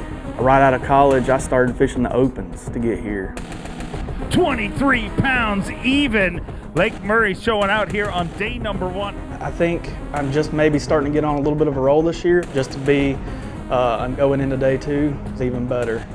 Hey guys, Drew Benton here. This is how I caught him on day 1, sight fishing on Lake Murray. This is a big bite fighting frog, watermelon red, green pumpkin laminate, 5/16 elite tungsten weight, 4-aught owner wide gap hook, 20 pound Seagar and Biz-X. You know, I'm trying not to stop on them unless they're the right ones. To me, it feels like I never work a day in my life. I wouldn't survive working a 9-to-5 job. It's just a dream come true. I get to spend my days out here in this office right here on the lake and chasing down these green creatures. It's a lot of fun. Tuesday nighters, Saturday wildcats. That's where I learned how to fish. 11.26. Good job, guys. Good job. Hold them up for some pictures. Yes, sir. This used to be me every weekend, coming down here fishing these little Saturday jackpot tournaments. Me and this dude, him made a pretty good team. Yeah. And he went on to bigger and better things. I stay around here, I'm too old for the bigger and better stuff. We got our fishing. Little fishing outfit on. At this point in my life, I'm not just doing it for myself. I'm doing it for my family. You know, that's what gets me going in the mornings. Then we're gonna go on a grown man Easter egg hunt and try to find 5 big ones. It's a lot of fun doing what I'm doing. It's my favorite way to fish, so either way it turns out, we're gonna have a good time today.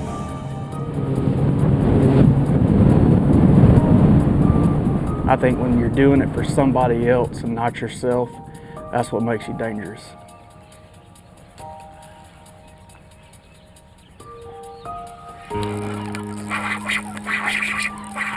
Number 1, just a little bitty one.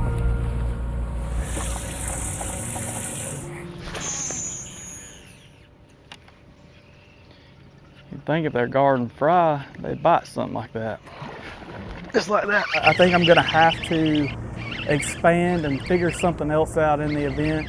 I am gonna do a little bit of herring fishing in the morning because I don't have, you know, a big female that I'm really, you know, excited about starting on. Ugh. See, I think he's garden fry up there. Throw something a little bit more aggressive on them and they'll sometimes hit it.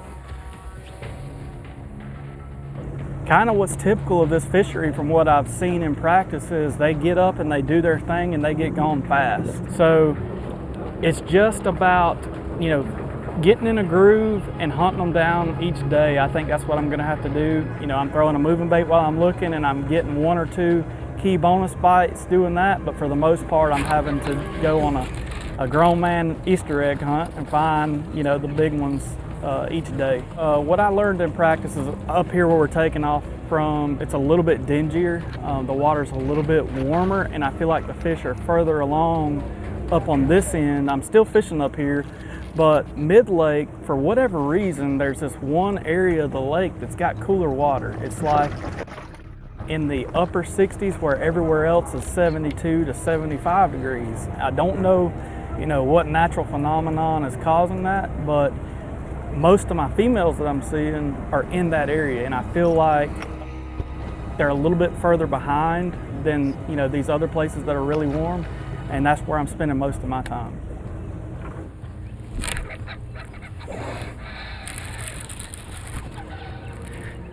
I know where some points where some big ones are swimming around. We just got to see if they're doing their deal in the morning. Get rid of one of them 2-somethings anyway. I think 3's a little bit lighter. I've been searching for that one place, to look for that winning place, not to just be here and weigh in a limit, to be here and weigh in a tension limit. I feel like I've been around the block a time or two. It's time to really buckle down in this event. See her? I don't know if she can see us here or act like she wants to get up there. Oh, she's getting up there. Gosh, come on, girl. Play the game with us. Okay, yeah, see how he run up there and she was almost on the bed by the time he got back? I think that's what's gonna happen.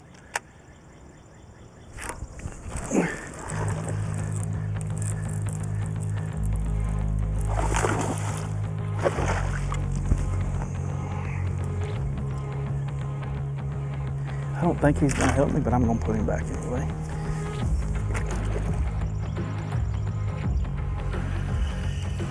If he would get out of the way, she'd get up there. I'm almost 100% convinced now.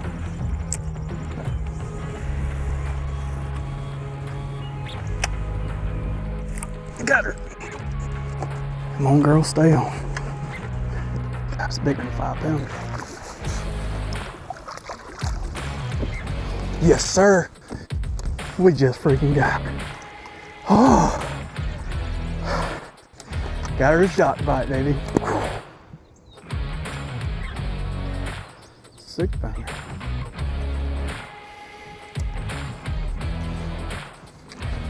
That's what I'm talking about. First bass I ever caught was probably like, if I go back to like actually bass fishing, and the first bass I caught was in a golf course pond, believe it or not. I caught it on a lizard, and I still remember that thump. I mean, that's what gets you excited. That's what gets us out here, is that bite. Come here, baby. Gotcha. Whew. Had her hair lip. That's the reason why I didn't want to boat swing her. Not that big, but 3.5 probably.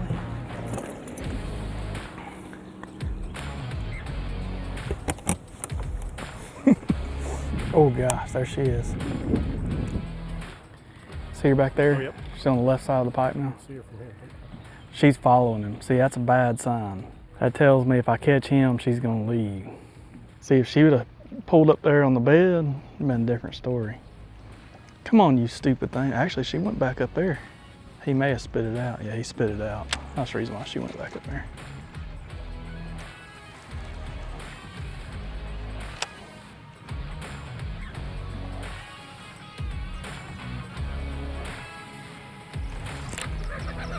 Got her.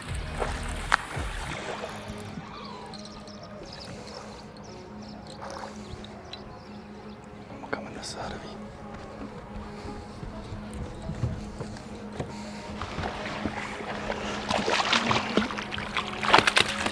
Come here. Come here. Well, it went pretty good. Didn't start hot and heavy, but was able to find a couple big ones there at the end of the day, and just kind of peck around and catch a few that I had marked in practice, and even mark a few for tomorrow. So we're gonna have different conditions. It's not gonna be the best for looking at them, but all in all, it's a great day. A lot better than I thought it was gonna go. I thought I was really out of them, and I knew I was gonna need to find a few, and we did that today, so no complaints here. From Panama City, Florida, Drew Benton, 23 pounds, 9 ounces, back-to-back 23-pound days. Day 3, Lake Murray going out in the lead. Slim lead, but a lead nonetheless. A lot of changing conditions today. We got wind, we got rain coming, cloud cover. Should make those fish that we just see up there, you know, cruising around, and those herring spawn fish, all that should commit better to our baits today.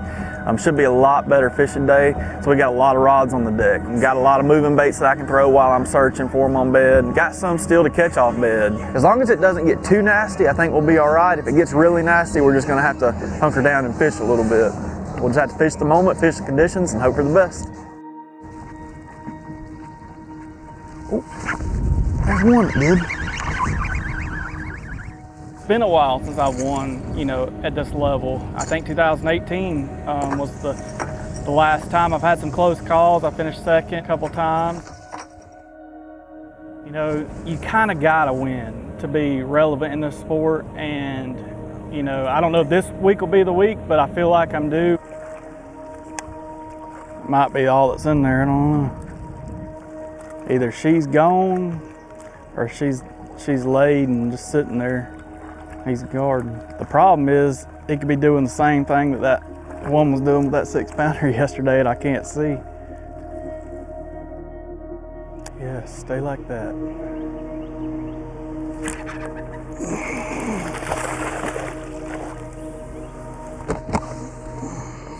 Going into the afternoon, started looking at some new water and found some new ones.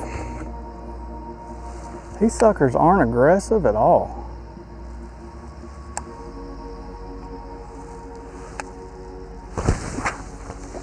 Like I'm having to feed it to him. It's the craziest thing ever. Then you find one in the right mood.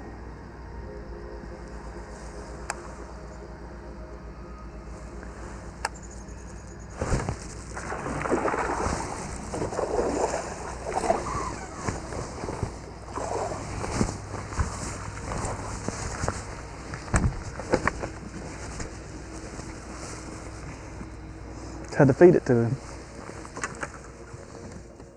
It definitely gives me the confidence that fish are still trickling in, and it's just a matter of running across them.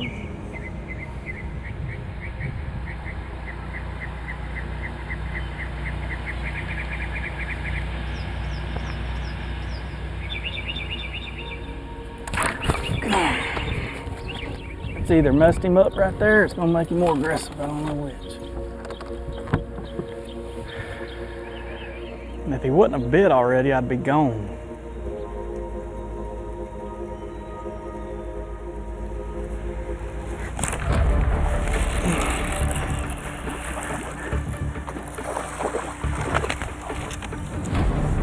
Not as big as I thought he was. When these fish are spawning, you know, they're moving in and they don't realize that it's warm up here. Okay, I just saw his tail move about where my bait is. I think I can catch him.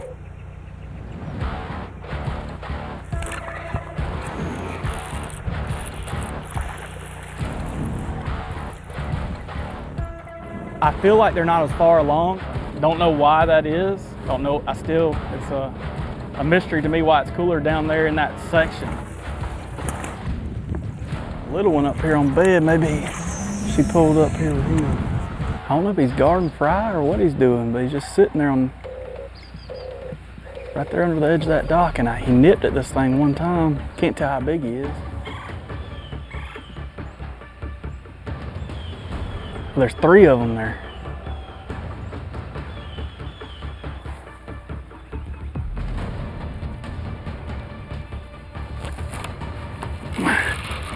Not very big.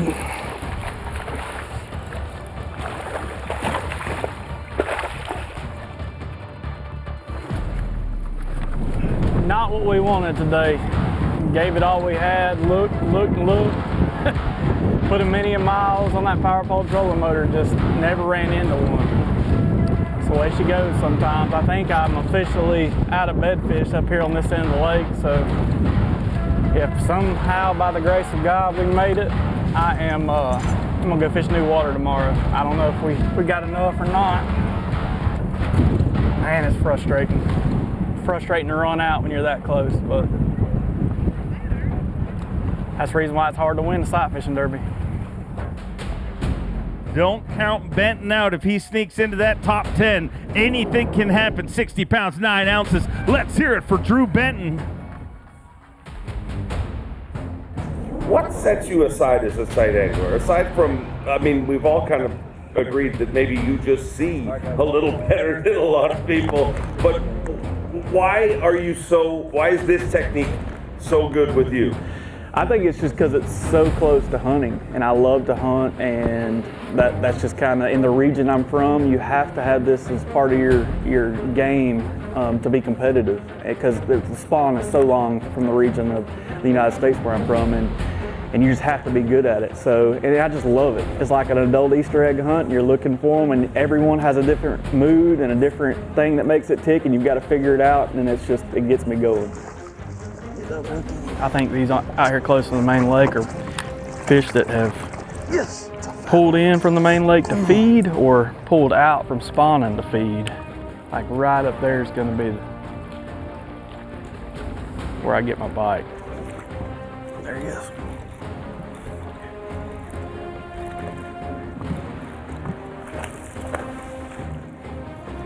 Please stay on there. Got one hook. A lot of people think you're just going down the bank and you find them and you catch them, but you've really got to find them, and you've got to find the one in the right mood. Oh my gosh. Come here, come here, come here. Juice! Juice! Sometimes they're ready to go, and sometimes you just don't want to mess with them. Ones I did find were ready to play the game, but yesterday I spent a lot of time on some that were just uncatchable. Yes! Thank you, Lord. Dude, it's so nerve-wracking when they have one hook. They're just not, it's the water so clear, and this is the only thing I can burn and keep it down there. I see why. To do that, you've got to be able to see them. You can't understand what mood that fish is in and how it's reacting to your bait, so it's a lot more efficient whenever you can see them.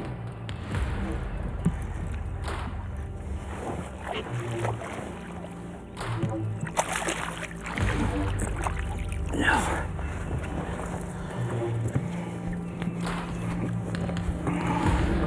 I've got one little one in there. I don't think it's this one.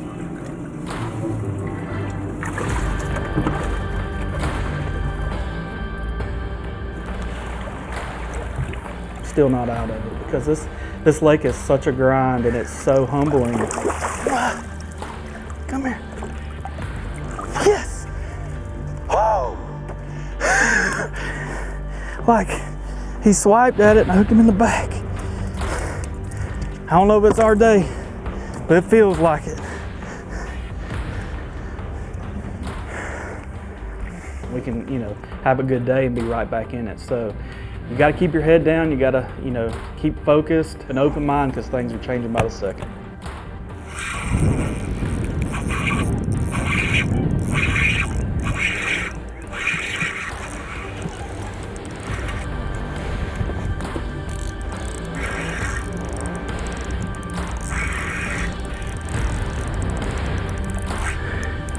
Just got up there in that grass.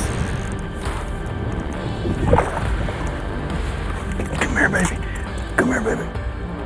Yes! Whoa!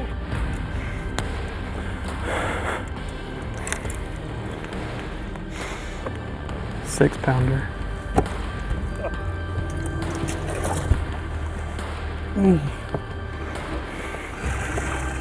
Just threw a 4-pounder back for a 6-pounder. So unofficially, I've got 26 pounds. It was 2 rubbing right out here. Like I did off that point, suspended. That thing might be on bed. Man, I wish I had a little bit more time.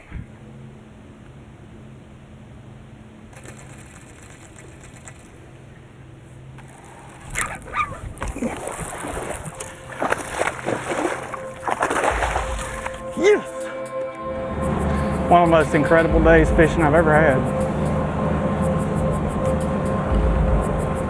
I don't know if it'll be enough, but somebody was smiling down on me today. You never know when it's gonna come, and you try to never take it for granted.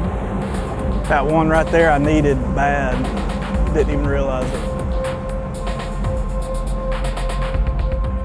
And it's a tough road. I mean, it doesn't matter which path you choose, it's tough. Once you get to this level, it's not something you take for granted. It's not something that you can just, pass on down the road and say, hey, I'm gonna go try something else. It's something that I've invested my life into doing, and I can't just see myself doing anything else.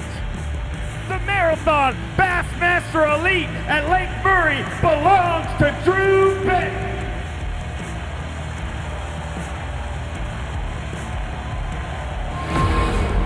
Marathon Peak Performance.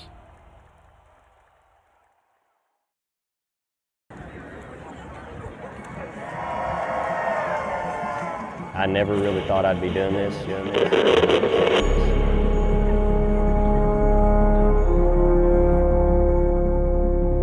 You work for that your whole life to get to that level. I never really almost dreamed that I'd be there. I watched a lot of it growing up on Saturday mornings. I'd get up where most kids were watching, cartoons. I was sitting there waiting for Bassmaster to come on. 21 pounds, 3 ounces. He moves into 6th place. It kind of lit a fire in me then to, hey, these guys are on a different level. I want to get to that. I'm Luke Palmer. I am a Bassmaster. 23 pounds and 9 ounces. He moves into 2nd place with 44 pounds and 12 ounces. He's a 4-time Bassmaster Classic qualifier, a cool cat from Colgate, Oklahoma, Luke Palmer.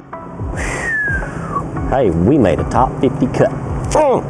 And I got to do it with what I like to do. I like to freaking crack them with a falcon and just hammer them. My main bait has been Yum's Woolly Bug.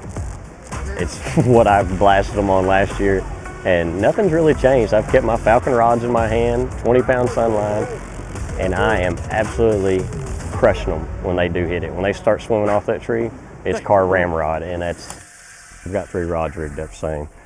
And all I'm doing is changing weight size. Like I've got a 3/16, a quarter, and a 5/16. There's a lot of guys who, when they get done with the tournament, they go home and keep fishing. I still don't get to do that yet. I go home, we still got our family hardware store. I wish I had that feeling to know it's my time. I mean, it's strictly up. I mean, I know it's cliche, but if I'm going to win, God's going to give me that blessing to win. If it's my time, I've been close several times, and it's just. And it's got frustrating. It's to the point where you're just like, am I gonna win? And you second guess yourself, you do. I don't care what anybody says. I'm not I try not to be this arrogant guy that says I'm gonna win every dang thing out there. I'm not that person. And I would love to get it though. I mean, it's been a grind the last few years to getting that close, and you just don't know if you're good enough. And that does roll through your head. I don't care what anybody says. When you're driving that 20 hours one way, that goes through your head every now and then. Like I've said before, it still humbles me, and it blows my mind that kids are coming up wanting an autograph and a picture. And I'd like to give them an autograph and a picture with the blue trophy. To get to being elite, it's something special. I mean, there's 104 of us in the entire world. That's a very, very, very small percentage. And to be considered that, that's I don't like saying it's a big deal, but it's kind of a big deal. I mean, it's awesome. It still surprises me every time a kid comes up and wants an autograph or something. It's very humbling, and I'm very happy to be here though. Yeah, got a baby. I just caught that one on a jerkbait there. I just want to do something different. I found a couple piles out here in practice, and I caught a decent one on a chatterbait out of it, and I was like, why not? I mean, pull over here, and that's the first fish I've caught out of eelgrass in the tournament. Practice, I was catching them out of eelgrass, and she come out of eelgrass. Just, I don't know, sometimes you make the right move and right call, and I had to do something different. I mean, I went through all my trees that I've caught fish off of this week and never got a bite except that one big one, and I found those fish yesterday.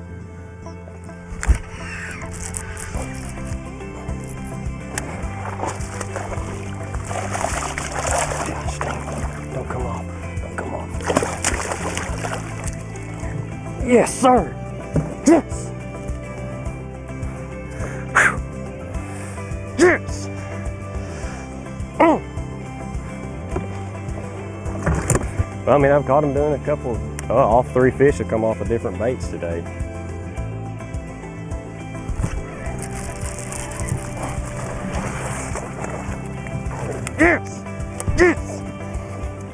ain't big, but he'll keep.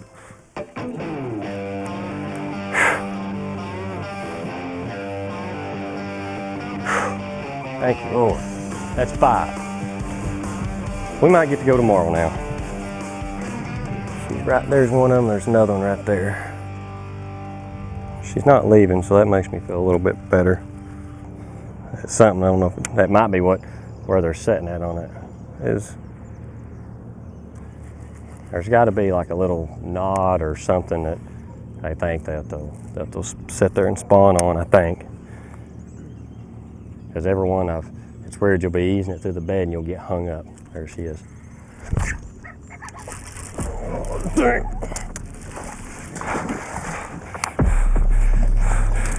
Don't come on.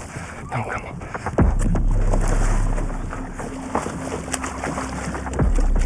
Yes! Yes! Woo! Yes! Baby! Yes! Get it. Oh! Woo! Yes! I'm sorry, I got a little excited on that one. Told you she's big, son. Yes! I went by the tree, I told you she's there. Oh, thank you, Lord. Yes! It's a freaking call, son. Oh, thank you, Lord.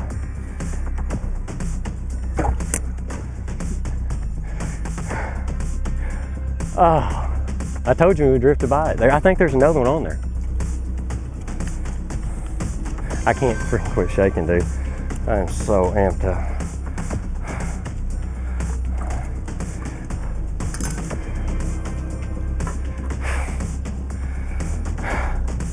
Thanks, buddy. We gotta have one more. It's just, I can feel that I need one more. I gotta get rid of that little one out of there, and kind of scared I'm running out of fish. My stuff's I ain't seen anything new really. Caught fish doing different things today. So I'm gonna run and hit a bunch of trees and see if I can't run onto something for tomorrow. In the past, I was fishing to stay in contention to try to, and if it happened, it happened. But this year, I've actually, even before this tournament, I've actually been doing things to try to win one.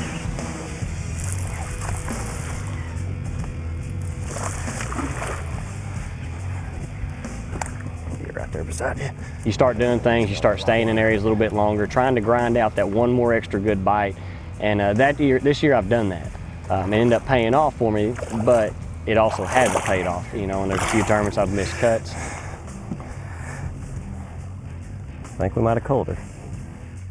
I think so, I don't know. That's good when you're culling that one.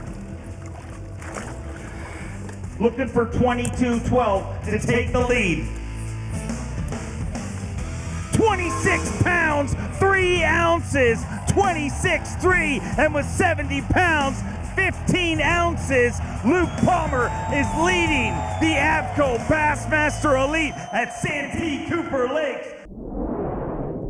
5 5-pounders today would be sweet. By about 10, we'd come in here and hang out. We'd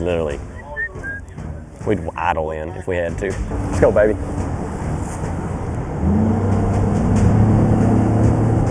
I started on some stuff that I hadn't never fished before. I just wanted to try to get something going because I hadn't been catching them early.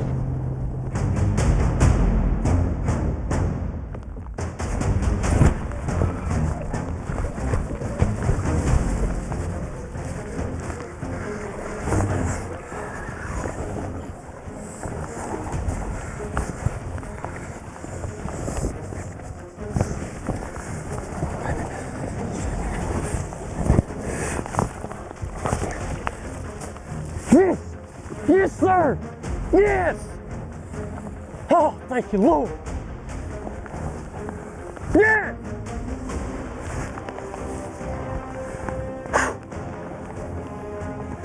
Oh, I seen it when I flipped in that tree. She come from the other side. I seen this big swat. I was like, oh no. And they were like, yes, baby! Thanks, Lord. You have to have a high confidence, not cocky, but a high confidence and know that you're the most bad butt person at that moment doing what you're doing. If you don't feel that you're the best at that right then, you won't make it. We ain't blinking today, baby. We ain't blinking.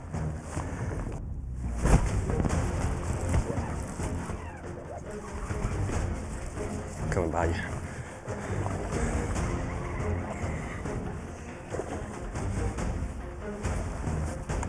Yes. Getting closer. Getting closer. There's 3 more in there. 2 of them are big ones. That one might be 7 or 8 pounds.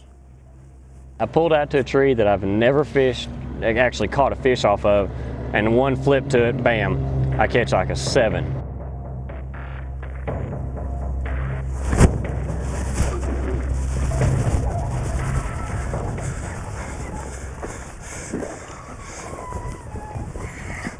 Stay pegged, baby.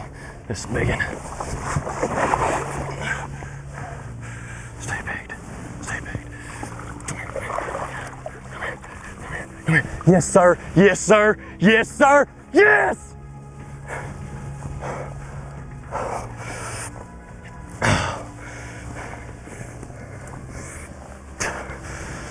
Yes, man! Look at that toad! Look at that toad!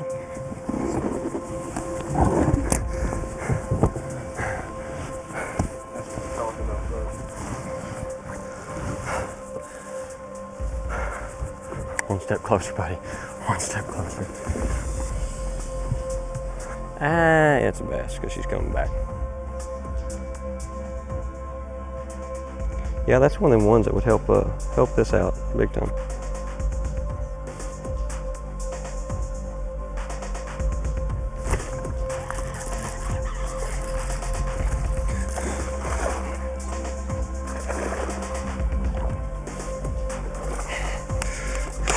That's a good one there, boy. Finally set back in there. There we go.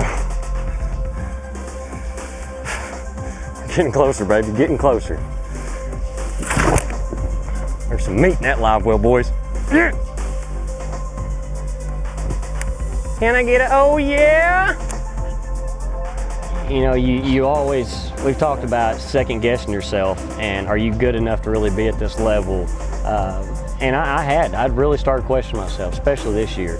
Because this seems like this is a turning point in my career, whether this is what I'm gonna do or, you know, am I gonna be a hardware guy or lawn boy for the rest of my life, which is fine. But I needed that boost to give me that confidence that, hey, I can fish with these guys, you know, and maybe get a win every now and then. It took me 5 years to do it, which, you know, there's a lot of guys who have never done it. So I'm very blessed and thankful for that. But it definitely, emotionally, it definitely gives me that boost and that confidence to keep after it.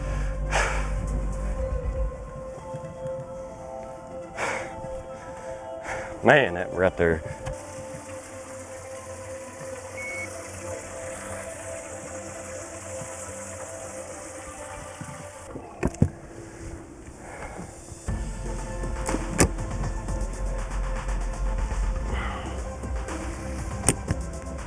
A lot. 2 7s. 4 something. And 2 3 somethings. 6, 10, 14.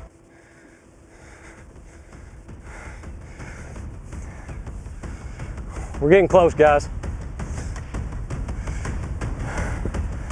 We're getting real close, baby.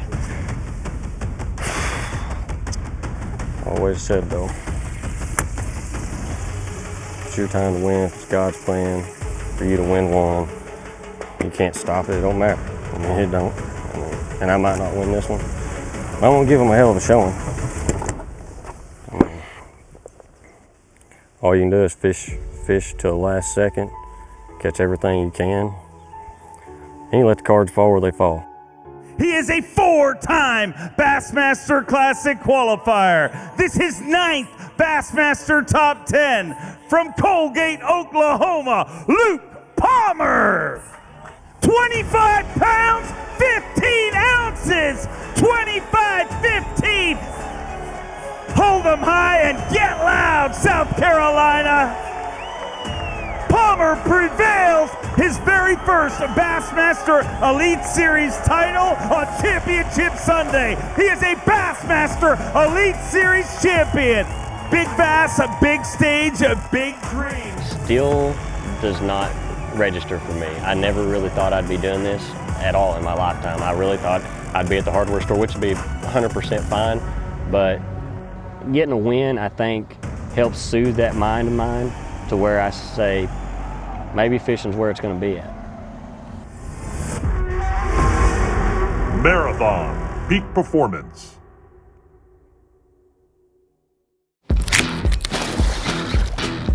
There you go, boy. Choked it. My name is Will Davis Jr. I'm an Elite Series rookie.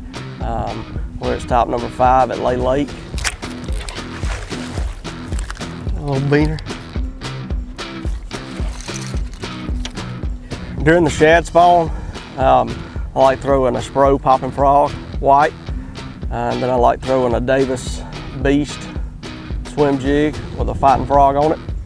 And then after that, I like fishing brush piles and ledges with a Davis shaky worm. And that's also a little wheel shaky head 3/16, and that's my favorite color on the Coosa River. The Coosa River is a current-based lake. It really fishes in like sections, starting off at the lower end around Paint Creek area all the way up to probably Spring Creek, Blue Springs in that area, and all the way up to actually Cedar Creek. You know, there's a lot of standing timber. It's a little bit clearer, like that right there. The mid-range up in here from Beeswax to probably the steam plant, you know, there's a lot of ledges, and there's still some timber out there, but not near as much as, you know, the down part of the lake. Oh God, the biggest one got off. Did you see him come off? That's a 3-pounder.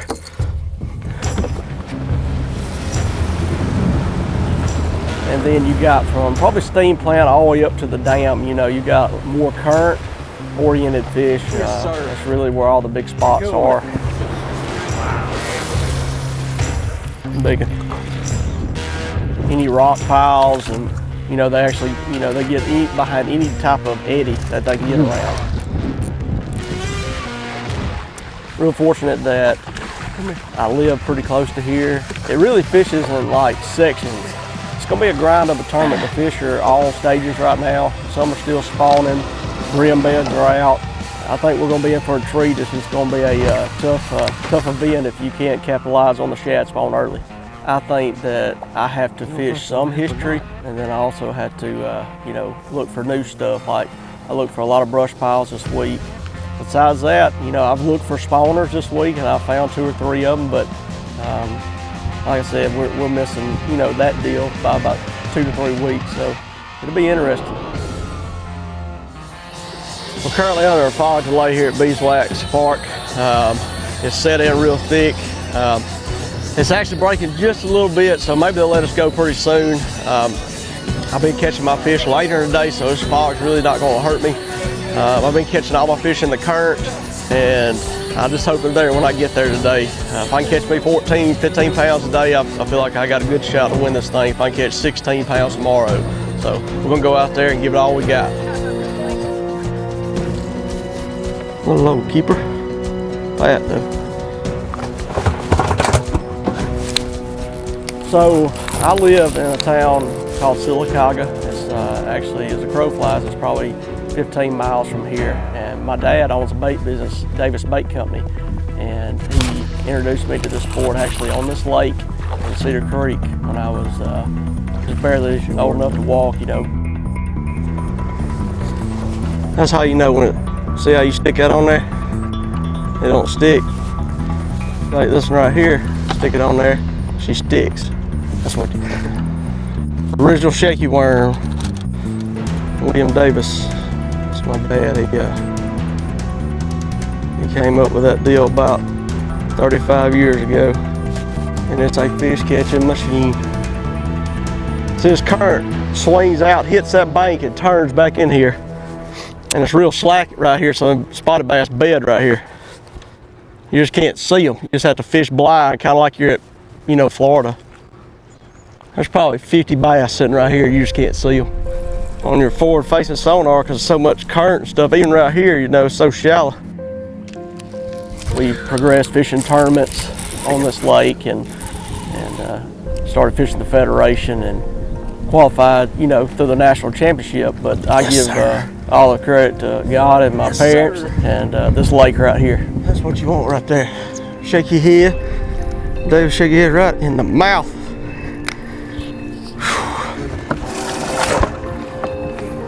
Like a 3 3/4 right there. Generation is key on the Coosa River. Without generation, it makes fish just suspend, and it really don't affect them in the morning time. Yes, sir. That's number 5, right? Number 5. It was a good day today. You know, it was actually kind of tough. I only caught 6 fish all day, but I probably got 14 pounds. You know, I just got to catch them better tomorrow if I go and have a shot at winning this thing. You know, like a smallmouth, don't they? You can't horse these jokers. It hurts your feelings.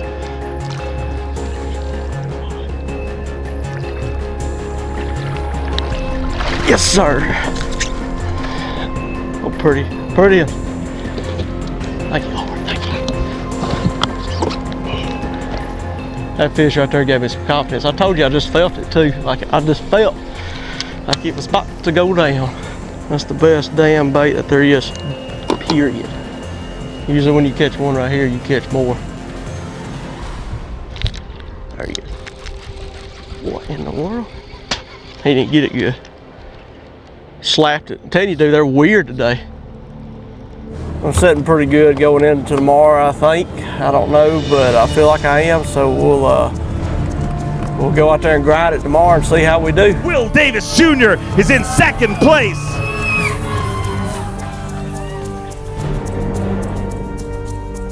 I feel good about it. I got some brush piles I ain't hit yet and some other deals, and I won't have to do that if I got a shot to win. So I feel good about it. If I can catch 18 to 20 today, I feel like it'll be good enough. These guys are the best in the world, and they show it every day. Well, you're one of them, and we love having you on the Elite Series. Wish you luck, Will Davis Jr.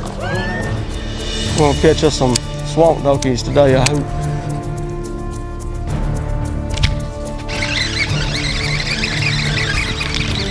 This week I've been getting out here real early, right after the time that's legal for us to get out here, and just running in different areas where I've had history in shad spawns, and I've really started doing that, you know, every morning for about an hour, and then after that it's done with. So with us launching at 6:30, that's really going to put a damper on that.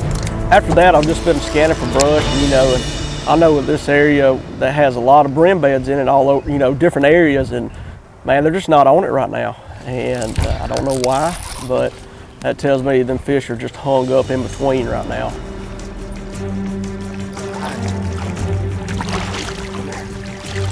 Yes, sir. Shut through spawn and set that tail. Pretty one. It felt good to catch that one. It's been a grind this morning. She had a little leverage on me that time, though. You see how to catch up to her, and they ain't been biting till later in the day, so. And the brush pile probably ain't better till later in the day too, so you just gotta pick your poison, you know. Little trough right there, it's got a couple big boulders in there.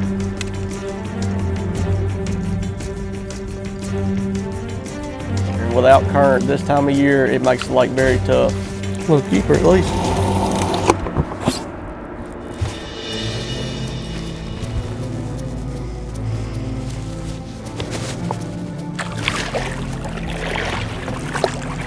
Yes, sir.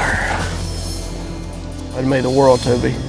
My dad, you know, I want to win it for him more than anything, because I wouldn't be here where I'm at if it wasn't for him sacrificing, and my mom too. So it made the world to me for them and for my wife and little girl and for me too. One bust right there, you see him? You turn around on it. There she goes, I see her now.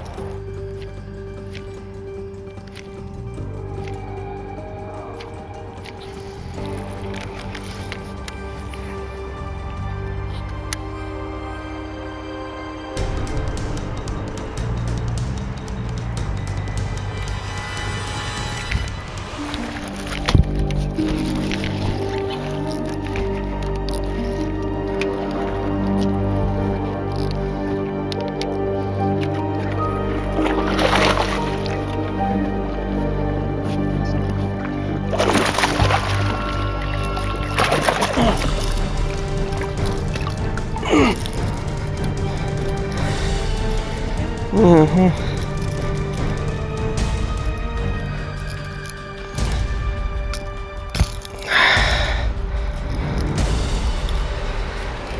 about that, baby? How about that? Hook in the hand and everything. You know how to get them out? Yeah. Okay.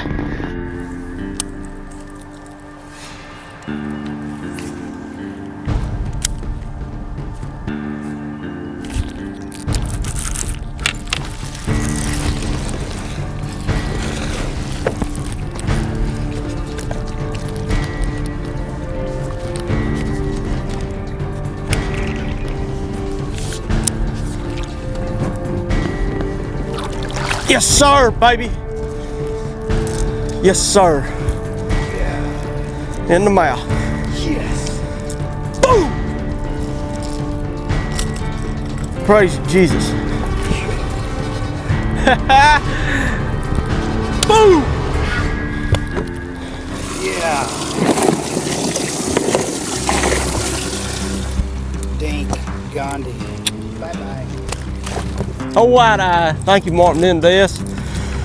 I talked to him yesterday before I weighed in, and me and him's been fishing in this creek practice, and he said, there's still a 3-pounder on bed in there. She'll bite. I just run out of time. What's the most important thing your dad's ever taught you about fishing? You know, that's a good question. Because he's taught me everything I know. The most important thing about is respect others.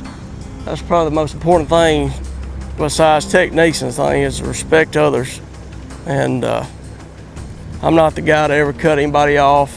I'm a guy that's gonna ask you. I'm not gonna cast in front of you and then ask you. I'm just that type of guy. Very grateful he raised me up in this sport. It was a grind, man. I don't think it's gonna be enough, but I tell you what, I gave it all I had, and it's meant to be, it's meant to be, you know. I just, it's been a very emotional week. I've been sick all week, and then fishing ain't been easy, and you know, it's what you live for, just for opportunities to win a tournament like this. So it'd mean the world for me and my family if I could pull this off. He needs 11 pounds, 6 ounces to take this title. Any less, and it's Will Davis's 11 pounds, 3 ounces! 11 pounds, 3 ounces! Will Davis Jr. is an Elite Series champion!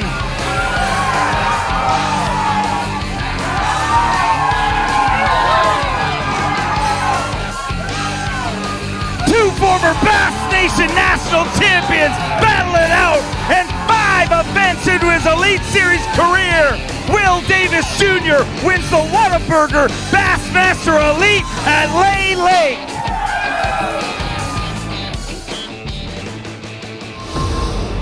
Marathon Peak Performance. A 5-time Elite Series bridesmaid. Stay hooked up. Came close to a win here in the past from Mississippi. Get loud for Brock Mosley. Like he said, I finished second. It's done got to where, you know, I'm not just, you know, I kind of leave disappointed with the top 10s. And the last one, you know, I had a dream day on the last day, and I just come up a little short. I lost to a great guy, and if I win, you know, it'd be awesome. But you know, when my time's coming someday, maybe. And when the good Lord wants me to win one, I'll win one.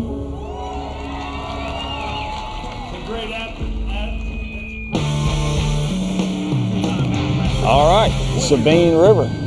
This place has been good for me in the past. We're just gonna put our head down and fish today, and kind of, you know, we gotta get to that 8.5 pound mark for sure. And if we run into a big one, then it's all gravy. But you gotta catch a little bit better quality fish, and that's the whole key on this place. A little bit better quality fish, you know. If you catch 5.5 pound fish, or 1.5 pound, 1.5 3/4 fish, you'll be okay. It sounds easy. You can have 30, 40 fish days here. The people of Orange, they love us here. They treat us like kings. I wouldn't care if we came back here every year. It's a little better fish. My dad always took me pond fishing when I was younger, real young, and my uncle.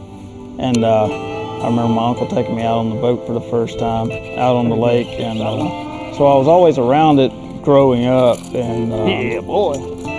it's just always what I wanted to do. It was always one of them things that just always made me happy. And it'd be huge to get one more like that before the sun really got up.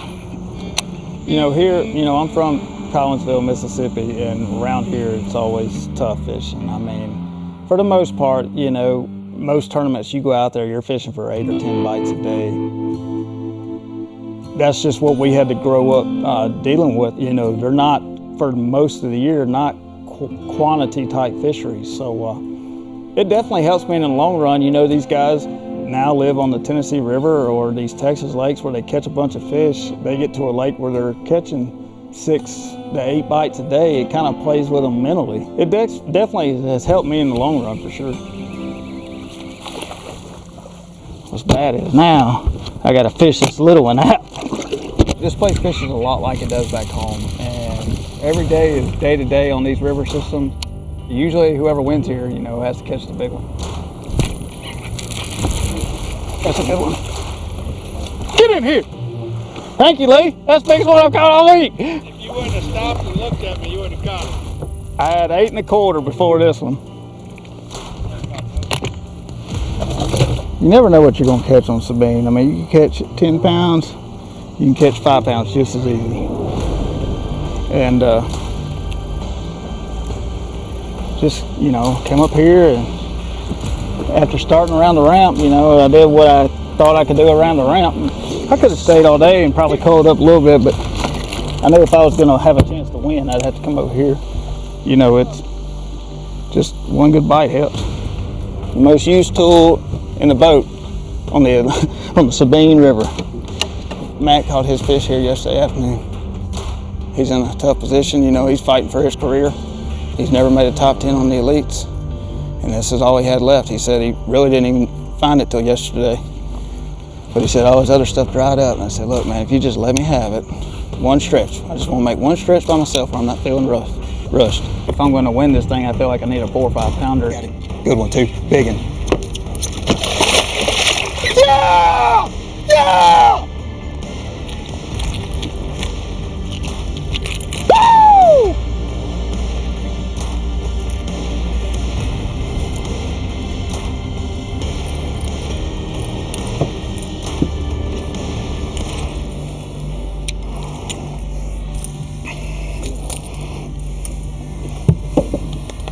You owe me. That's a 5, dude. Oh my God. Good for you, Brock. Good for you, dude. I got wind that Matt caught his fish here yesterday afternoon, and he caught a good bag. I mean, he had 13 pounds. It's hard not to let that play on your head, especially when, yeah, it is what it is, man. When it's your time, it's your time. And Brock's been doing this for a long time. If you're leading on day 4, I'll do the same for you. I said, I want you to make top 10. I want you to get every point you can get so you can have a long career. And he didn't, I mean, nobody wants to hear that, that, the leaders on their stuff that they found that day that they're probably excited about, but he did. I mean, he gave me 25 minutes, 30 minutes. That's all I could ask for him. I hope he catches them. He deserves to after that. I did that playing ball. I was blessed to grow up with a group of guys that was very, very talented. And in my eyes, I wasn't near as talented as those guys. I had to work extra hard. I think my high school won 15 or 16 state championships in baseball. But we also took it to the football field. That same group of guys, we played football. We had an undefeated regular season my senior year. I've taken that same mindset in everything I've done. My fishing career, I've always had to work hard, and and put my time in, and you can't sit back and let things come to you. You kind of have to go out there and go get it. Yeah, one thing that really helped me fishing and growing up here, playing sports, working hard, and fundamentals. When you got close to 10 pounds by 6:30 is on the Sabine River, you know, get you feeling good and comfortable. There's one. See there, they just slurp it.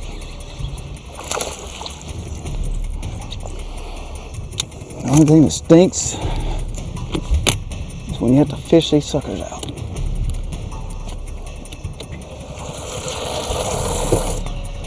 I haven't caught one that big all week, and I've been keep just telling myself, hey, any swing of the bat, any swing of the bat. There's one nipping at it. Got it. Come on, stay hooked up. Yeah, that'll help. Tournament looks good. Practice wasn't that great. You know, I kind of formulated a game plan that I wanted to stay close. Try to capitalize on the early bite, you know, give me a quick limit and then run to Taylor's and try to upgrade every day. That's worked every day, except today I didn't upgrade when I went to Taylor's, but I already had a good stringer, so it just worked out, you know. It's just got to hold up for one more day. It's kind of funny, the big ones just kind of, they just kind of give up. Like they don't really, it's kind of like they've been through this before. Oh God, just reel me in. And we're in double digits as weight-wise, so we're off to a really good start. Just need to capitalize on having that big one. Stay hooked up. Yes! One day in the late 90s, my dad took me to the Bassmaster Classic in Birmingham, and I was like, whoa, you know, guys actually making a living doing this. I was like, that's what I want to do when I grow up. There he is. Good one. The future of our sport is probably brighter than ever. I want kids to know that this isn't easy, but I also want them to know it is possible to make a living in this career if you work hard and put your time in. If you do make it, never take it for granted, because I look back and I look at all the guys fishing in the opens trying to make the Elite Series. Come up. And I see kids showing up at our weigh-ins looking at us like we're rock stars when we're literally probably just all a bunch of rednecks with the same dream. Don't take it for granted. Do not fail because of lack of effort. With 34 pounds, 4 ounces, Brock Mosley is 5 fish away from a lifelong dream of becoming a Bassmaster Elite Series champion right here in Orange, Texas. The tournament looks good. Kind of formulated a game plan that I wanted to stay close. Try to capitalize on the early bite. It's just got to hold up for one more day. You know, feel good. You know, just as far as, you know, catching fish, you know, if it's meant to be, we'll catch some better quality ones and put it close to this deal. But as far as getting bites, you know, I feel confident. Been getting a lot of bites. We just gotta catch the right ones today. So I'm not gonna feel comfortable until I get to 11 or 12 pounds, because you know there are big ones here and anybody can catch one. So hey, we put ourselves in position. Let's just see if we can close it out. I'm gonna try to make the same rotation, except maybe not go to Taylor's. It's gonna all depend on how I get my day started. If it's my time, it'll all fall into place. You know, when it's your time to win, it just happens. So we'll have to see how it goes. I have a real supporting family, and not just, you know, my wife and kids. No matter what we were doing, we always encourage one another, and they're definitely a backbone to my career and support and keeping me going and keeping me, you know, upbeat no matter how bad of an event I've had. My number one goal is to provide for my family, for my wife and my 2 girls. They're the most important thing on this planet to me. Other than, you know, my salvation. Taking care of them, making sure they have food on the table and a roof over their head, to me is my job on this planet. And I'm just grateful that I'm able to do that, and something I'm so passionate about and fun and enjoy doing. Stay hooked up. Stay hooked up. Stay hooked up. Yeah, boy! It's not necessarily for personal achievements because, you know, when you've been doing this as long as I have and you hadn't won, you got to say it's not for personal achievements, but, you know, just for everybody that's been with me, you know, my family, my friends, my road family, you know, everybody's pulling for me. You know, it's going to be an awesome time if it happens. Biggin. Biggin. Stay hooked up. Stay hooked up. Yes! Ain't gonna set spinner, man.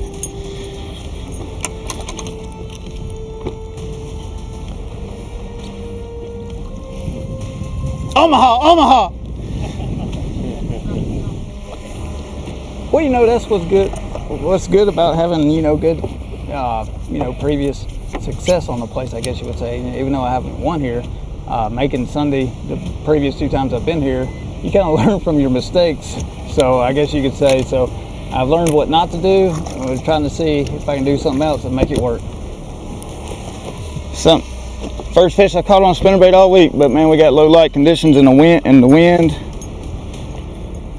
Been here before, been in this same position, so if I'm going to win this thing, I feel like I need a 4 or 5 pounder, and I feel like my chances are better over there of catching one. That one just straight up just sharked it.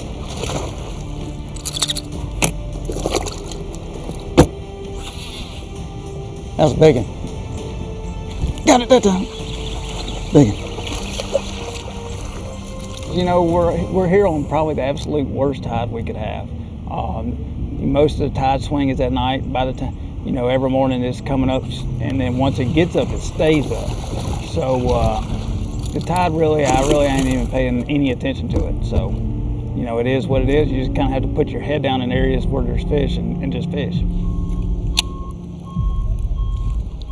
Good one. Good one. Good one. Stay hooked up. Stay hooked up. Yes, sir.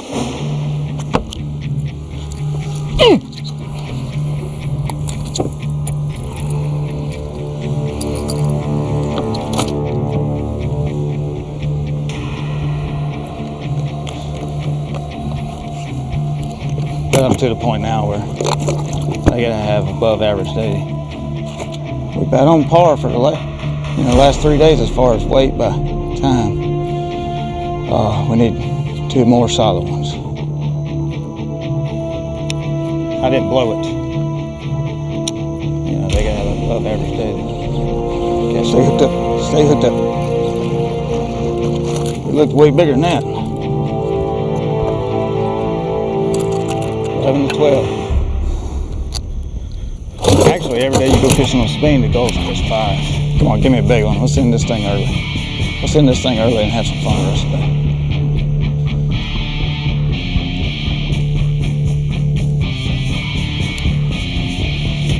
There you go. Stay hooked up.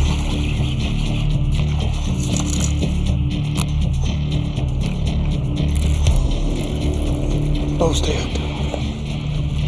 Yes. Yes. I really want to close this thing out, man.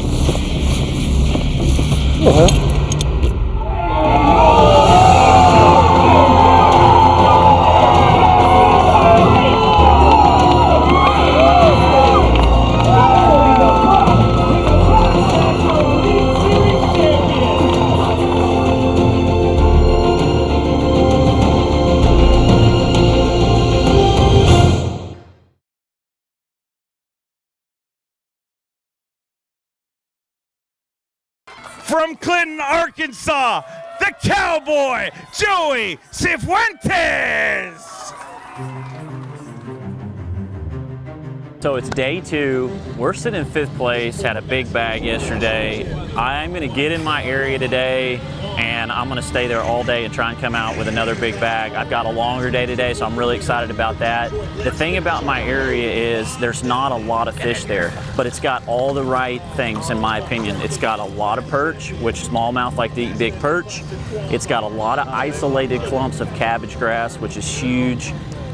those big smallmouth, I think they like to hang around that stuff. So I have to really hunt around that whole area. I'm using my live scope. I love hunting them down and finding out where they are, and I seem to make the right decisions. So we'll see what happens today. But yeah, I seem to catch smaller ones early, and I don't know that there's some that are down there on the bottom and I can't quite see until maybe when the sun comes up, they get off the bottom so much and suspend a little bit better. Maybe some of these fish are some ones I caught yesterday, could be, and they're a little bit shy maybe, but golly.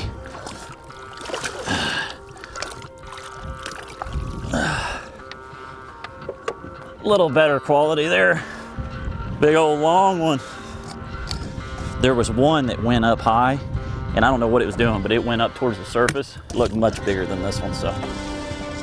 Typically here on some of these smallmouth places, the bigger fish just don't bite until late, mid to late day. So I didn't get in a rush. I really just kind of settled down and covered a lot of water until I found, I ended up catching a 4-pounder, and that got me going. Oh, my hand slipped.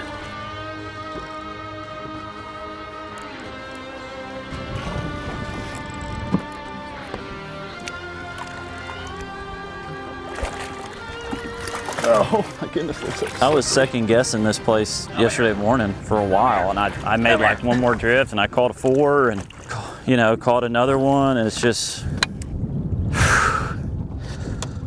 every time you try and grab these fish in the mouth, they shake their head and they snap their jaw. He's just a 3-pounder. I think it just progressively will get better as the day goes on. I hope. I mean, I'm all in on this spot. I'm not going anywhere. If he jumps, he's probably a good one. Yeah. I didn't catch any fish pretty close to my waypoints, but not right on them, I had to move out a little bit, and then today I did the same thing and, had a good bag. This right here is why there are big smallmouth. That's the perch, and they love to eat them. So, haven't been seeing any yet, but that's why I'm here. Because it takes a pretty big smallmouth to eat a perch like that, and I've seen them puke them up.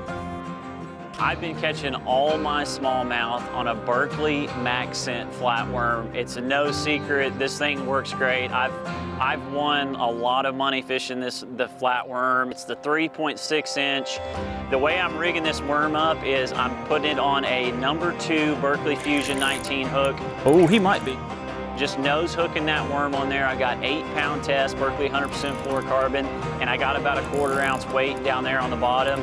My main strategy in my fishing is I'm covering a lot of water with my live scope, and anytime I see a smallmouth, typically they're paired 2 or 3 fish, I'm just throwing that flatworm right on them with my live scope, and man, when that thing hits the bottom, a lot of times they eat it before it even touches the bottom. They love it so much. Put these fin clips on them that keeps them from rolling up on their belly and takes a lot of stress off of them. I think there's still some out here. It may not have been as good a spot as I thought it was, I mean, it's just the nature of the beast.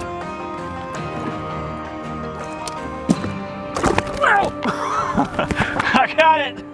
Yeah, jumped 3 times, once right there at the boat. Should be a 4-pounder. Chill out, buddy. Let me get your weight.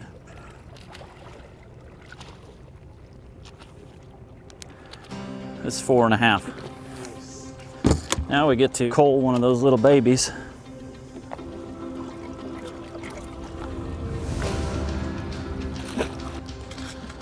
Man, that's so stressful when those fish jump, dude. It is.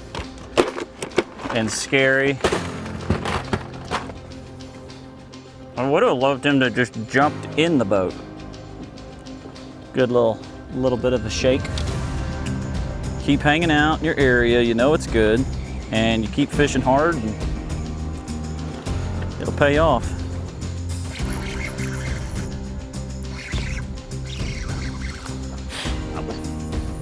Don't you do it. You stay on there.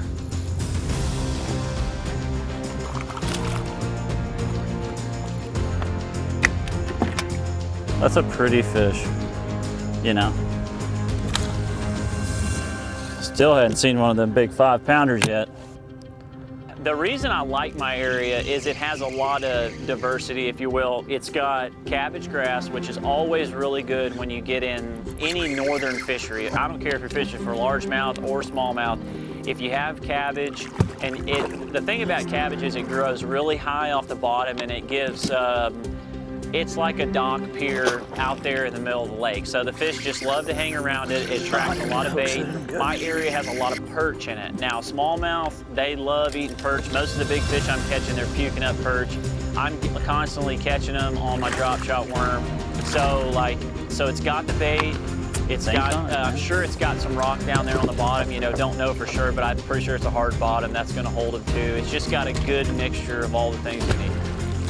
A little bit of ounces. Couple ounces maybe. Ah, oh, come on. Have it.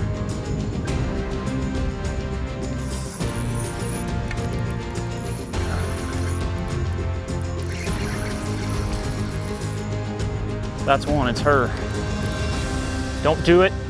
Oh yeah, I think. Yeah, it's a big black one. Please come here, fish. Please come here. Come here. Come here. Oh, I got you.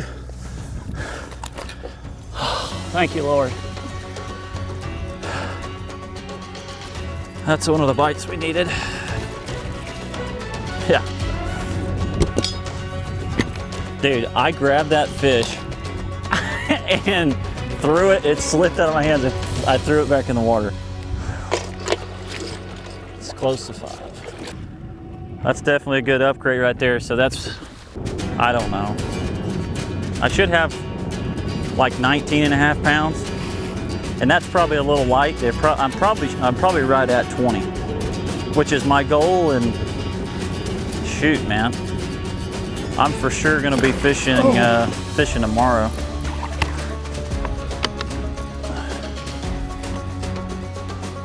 Surely that's a 4 pounder.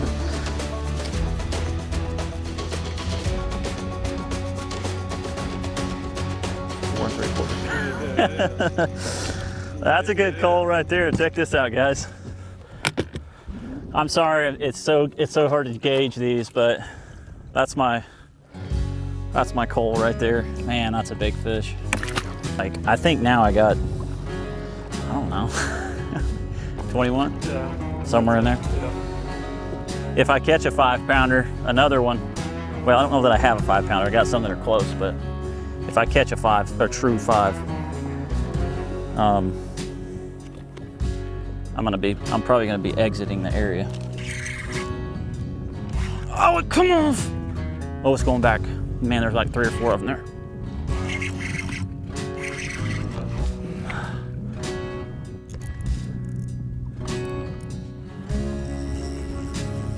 It's definitely bigger than the last one. Come here. Come here. Come here. Come here. No, no, no. Come here. Come here. No, come here. Come here. Come here. Come here. Come here. Come here. Come here, girl. I don't know. Oh man, barely had her just skin hooked right there in the lip. They all look so big, I can't tell. We're gonna find out.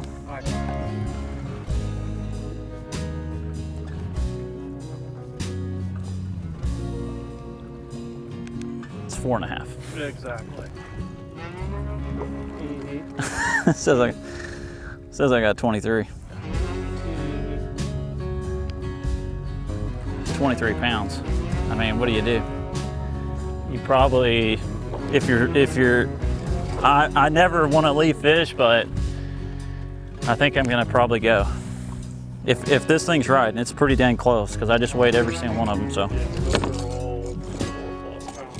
Yeah, that puts me at, I mean, 23 is a 4-day tournament. Like, if I weigh that today, I got a legitimate chance at potentially winning, so. unless they just smashed them today, but even then, I don't want to beat this area up, so. And I'm not gonna get much better than that. I mean, I can catch another 5-pounder. And I just caught, I fished all this, bam, bam, bam. I mean, like 3 good ones right there. So, and when you start catching quality fish, you know you're in a good area. So what I like to do is I'll take my flatworms, flat-nosed minnows, and I get some of this gulp. Doesn't matter, I got a saltwater thing here, but I like to put them in there, and that just gives us some extra juice. And I probably shouldn't be saying that, but it works really good. So get you some gulp. I use the shrimp like in Florida when I'm saltwater fishing. So I just take the shrimp out and I'll put the flat noses in there. They expand just a little bit. They get a little bit bigger, but really getting a lot of those fish, you know, get them to bite. So, you know, may catch a big one on it. It's worth a shot. I use a Berkley Fusion 19 drop shot hook. This is a number 2. That's my choice when I'm using these minnows and stuff and the flatworm.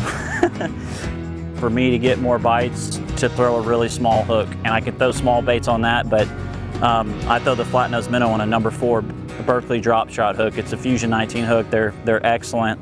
I don't hardly ever lose fish on that. Ever since I've been doing well fishing for smallmouth and throwing a drop shot, that's been my hook of choice. So that's won me a lot of money.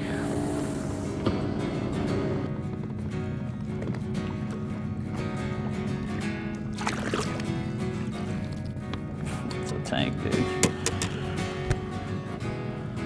It's a tank. Let's see how much he weighs.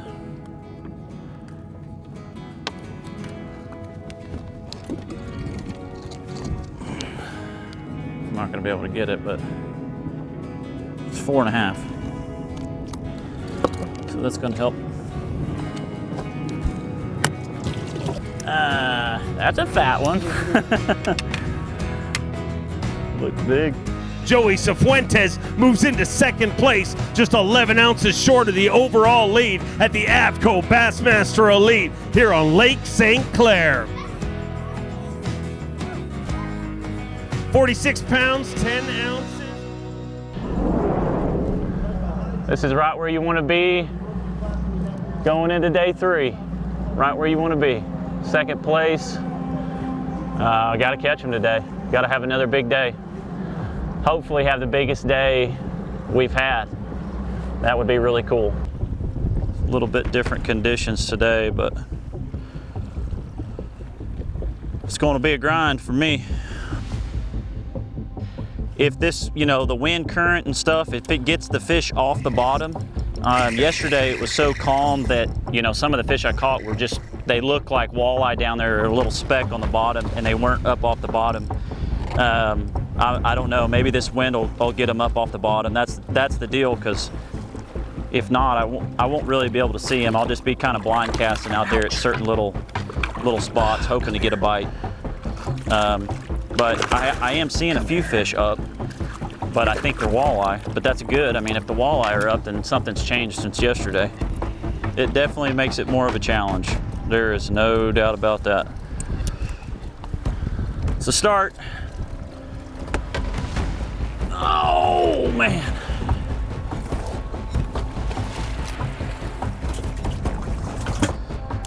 I think these fish are just tucked down in this grass, man. They're almost impossible to see.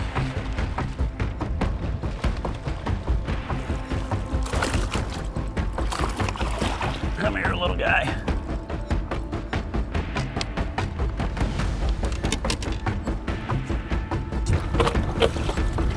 Just threw it.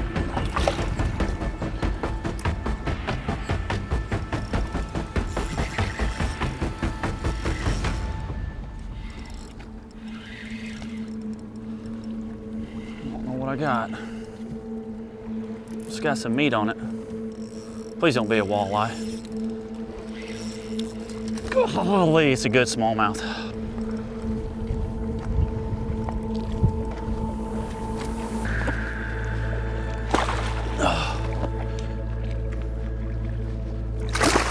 Oh, come on, come on, come on, come on, come on. Come on, girl. Oh, that's a big one. Please stay on there. Come on. Come on. Oh, no, no! Oh, come here, please.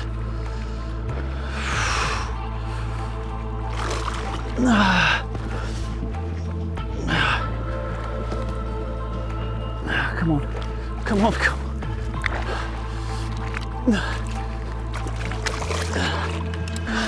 Golly.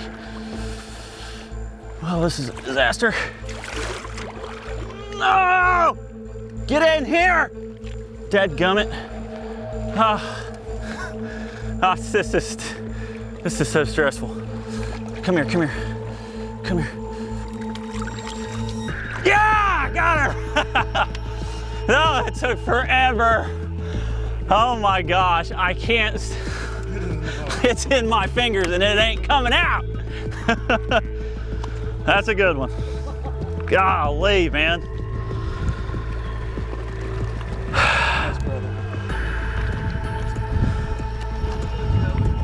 Good grief, dude.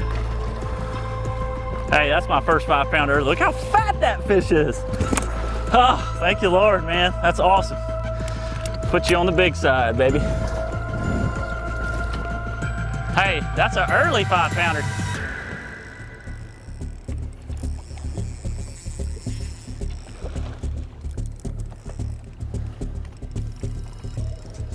I think I'm gonna try the lay down method like I practiced yesterday.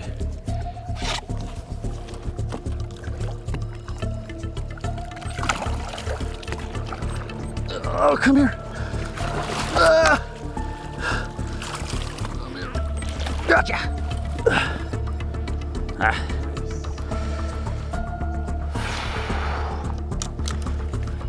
I think it's a 3.5. That would mean a lot to me to win Rookie of the Year. I think I do like the lay down. It's not as big a deal as like Angler of the Year or anything, but coming in your first year and to have that on your title, you know, you only get one shot at it. So to win that would be awesome. And then if I had the opportunity to win 2 tournaments in the same year, there's just not very many people that's done that.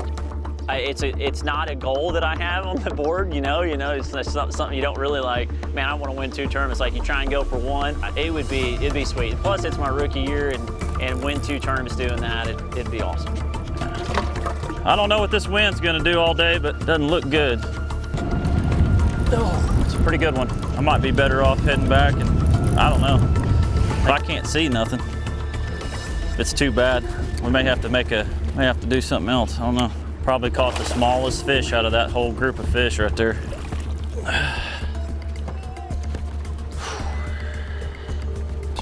It's pretty close to 4.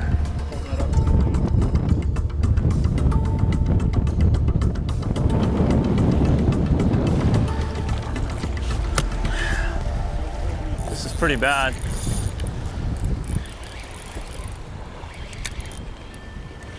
I don't know, but I'm gonna have to go back through there and drift in that one spot again because the fish are like up off the bottom now because the wind's blowing so hard. I don't want to horse it and it actually be a good one.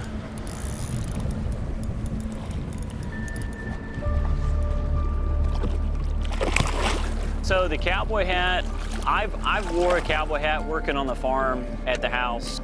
I'm a country boy, and I don't know, I love my cowboy hat. I'm a cattle farmer. The origin really of me wearing it on the fishing side, I got a sponsor of mine, my truck sponsor from Cowboy Chrysler Dodge Jeep and Ram, and the owner there, I walked in to first meet him to potentially get the sponsorship. I was wearing my hat, my cowboy hat, and he told me, he said, Joey, why aren't you wearing your cowboy hat out there while you're fishing? Kind of a light clicked off in the head, and I was thinking, like, you know, it's the sport that we live in or we fish and do is there's a lot of anglers and everybody's really kind of the same. So that's kind of my advice to anybody and young kids. Like, you want to be able to set yourself apart in the fishing industry. And I thought it was just a really good, not only is it me, but it's a good way to set yourself apart. Most people don't even know my name. they just know me as the cowboy. And so it's just it's a great way to set yourself apart. And that, I mean, that's a big help in the fishing industry. He moves into second place, just 13 ounces short of the overall lead. Get loud for the cowboy, Joey Cifuentes.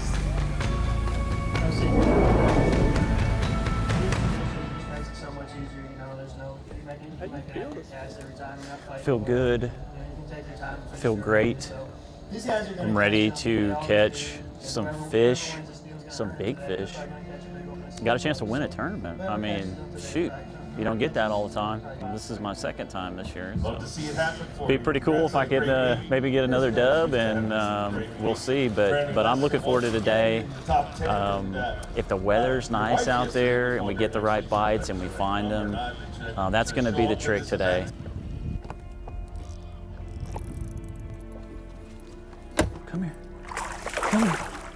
Come here. Come here, come here. All right. Well, we landed that one successfully. Good to get the jitters out.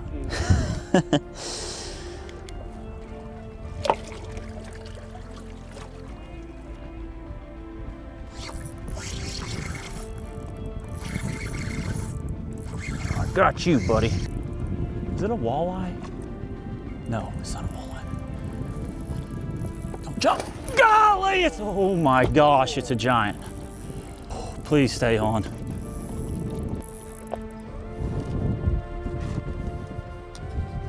Come here. Ah! It ain't a 5, I don't think, but it's a big one. That's a stud. Great way to start the day right there. That's the quality that lives out here, man. If I can get me 5 of them babies, we're gonna take us home another trophy. And we got all day to do it.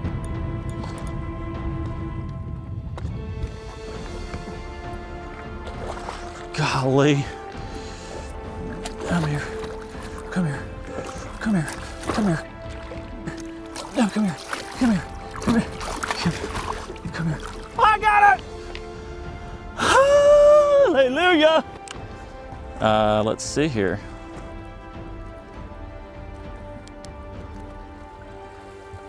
We got another 5-pounder. Unreal. That one is for you, Jovi. Jovi's my littlest daughter, and she doesn't really know what's going on, but that one's for you. 5-pounder for Stella, 5-pounder for Jovi. This right here is what they're living in. This is what I call cabbage. It doesn't matter where you're at up north, largemouth, smallmouth, they hang around it, the bait hangs around it. It's just a good leafy, it grows really tall off the ground and holds a lot of bait, and it holds big smallmouth. That's good, that's what I like to see. I've been throwing in those little isolated patches of grass just because you can't see them in there, and just to check them, and there was a fish in that one, so yeah, 3 3/4. I could run into 3 giants here in the next 5 minutes, 10 minutes. It may take 2-3 hours. I mean, that's why I'm here. That's why I'm fishing this area. We can't be losing any fish. That cannot happen again. That's 3 strikes and you're out. Don't, golly! Too little. Got it. Oh, no, no, no! We got 20 pounds, so we're on track. This is ideal weather for live scoping. I'm seeing them all. I'm seeing all the ones I've caught pretty good, so. Come here, come here, come here, come here. Yes! Woo! Get over here.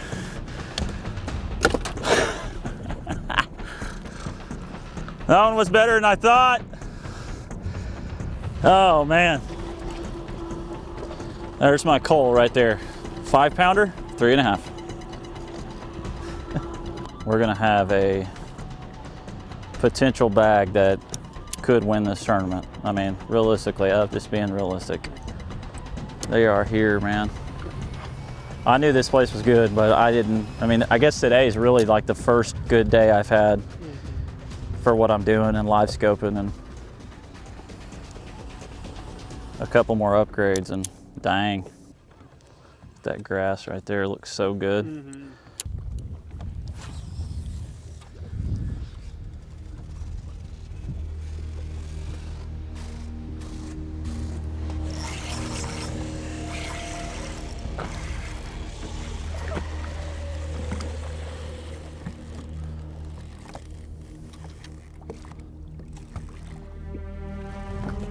Oh my goodness, oh my goodness. It's another giant. Stay down, don't come off, don't come off. No, no, no, no, no, no, no, no, no.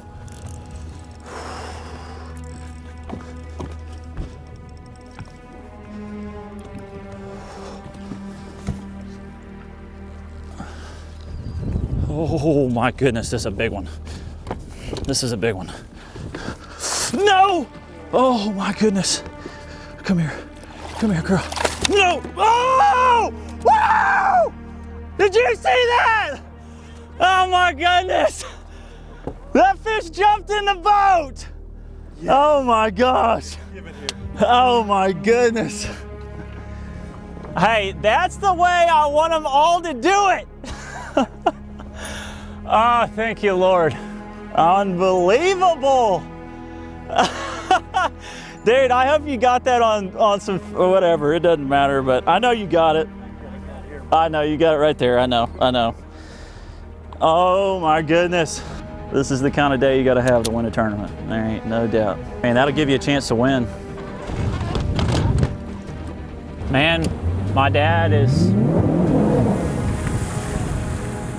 been a lot to me. He took me fishing when I was a kid. He taught me, you know, how to be a man.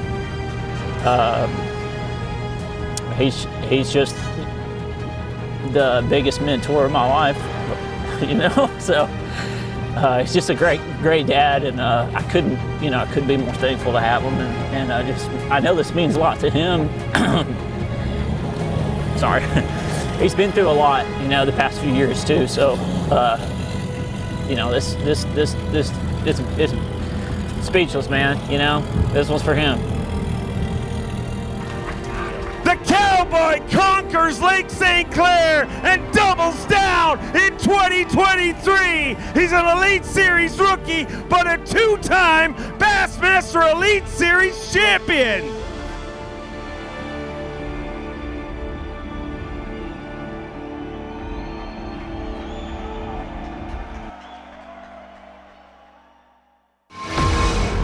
Marathon Peak Performance.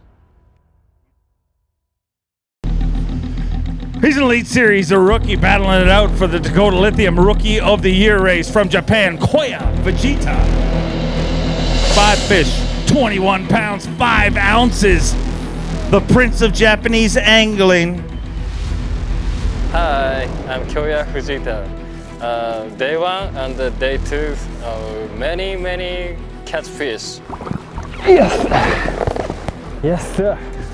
I will catch 5 big fish tomorrow. Oh. We are at Lake Champlain. Yes, sir. Big. Yeah, 4.5.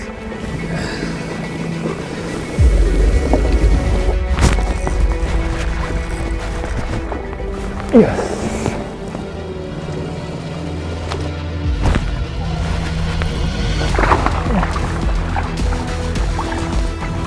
Yes.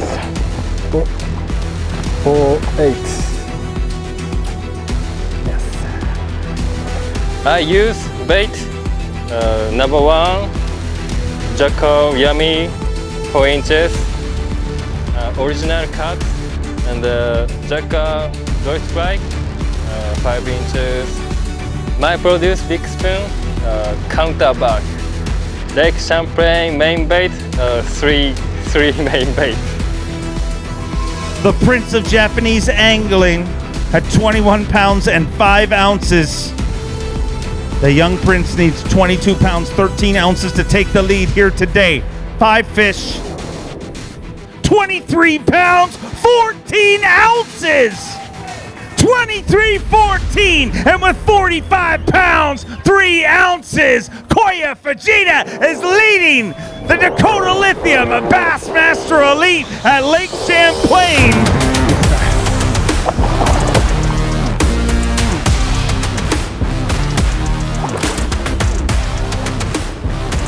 Yes! Good size. Thank you. 2 キロ。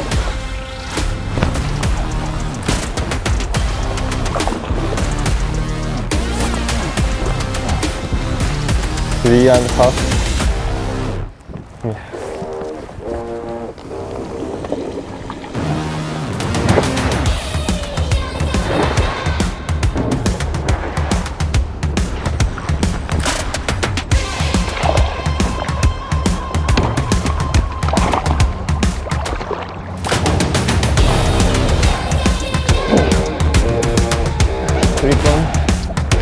Oh.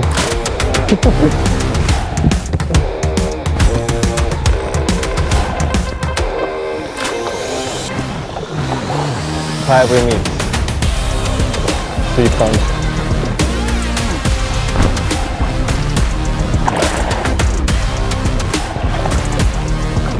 Yes! Yes! Wow!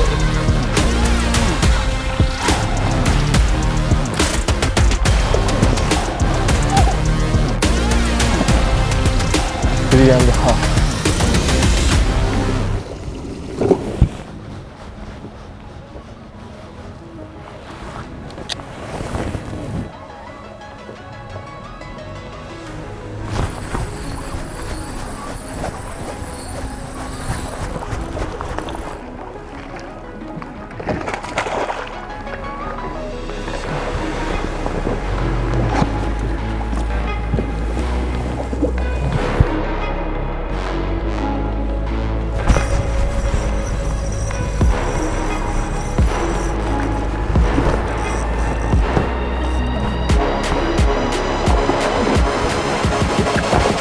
Yes! Yes! Big fish. Beautiful bass.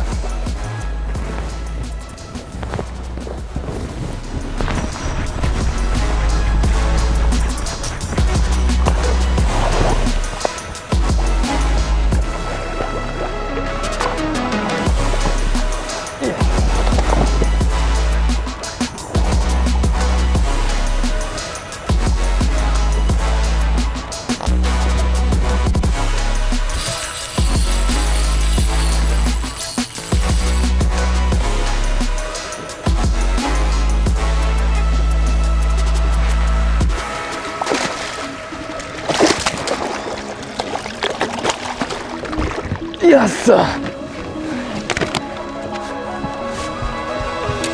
Maybe 4 pounder.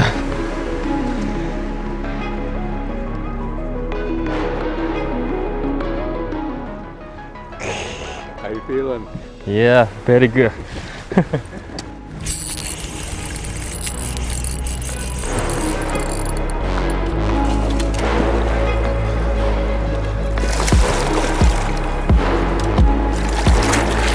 Yes!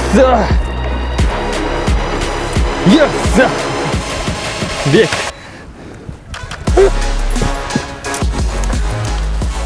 Yes! Whoa! Yes!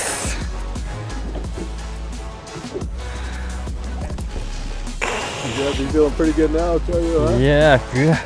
410. Yes! 22 pounds, 9 ounces, 22 pounds, 9 ounces with 67 pounds, 12 ounces. The question is, can anybody topple Mount Fujita?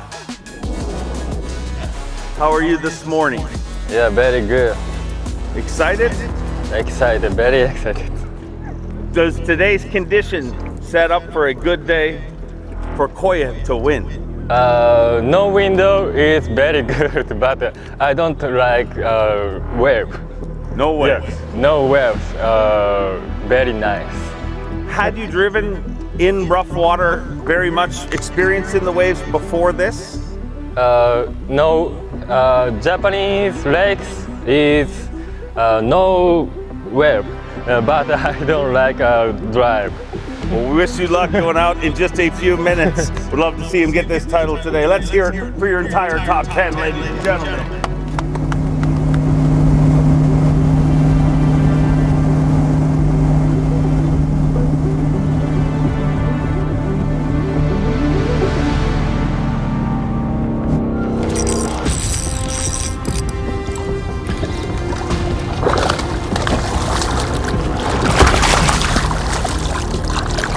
Yes.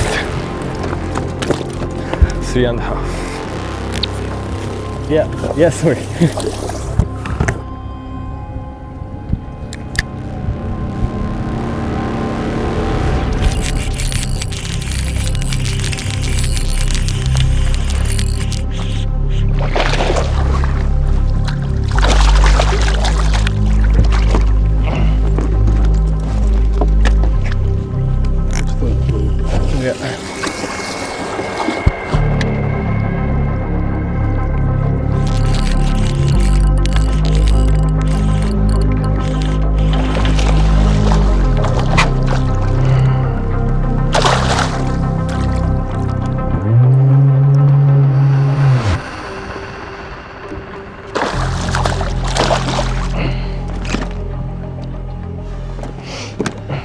Keep on.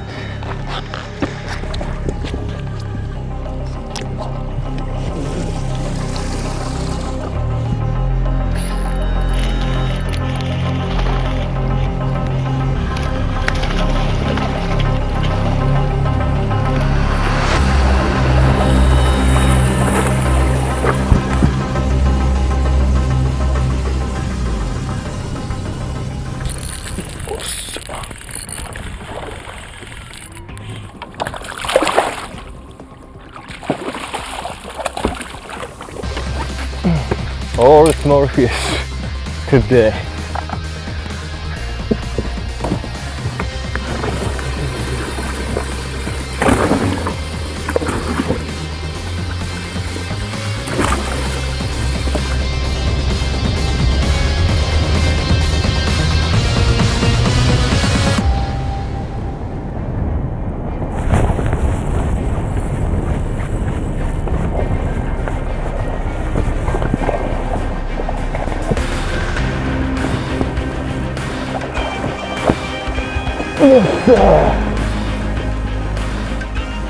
Whoa.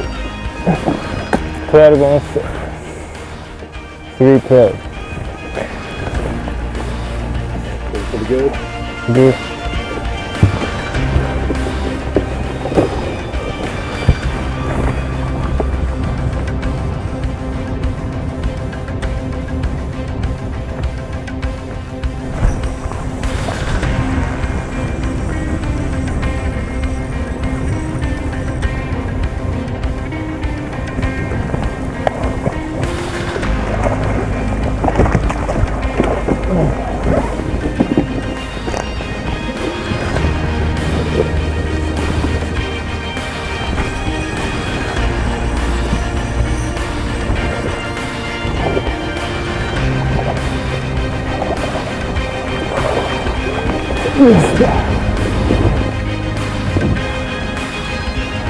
He's dreamed of this his whole life, but it only took him 8 events in his rookie season.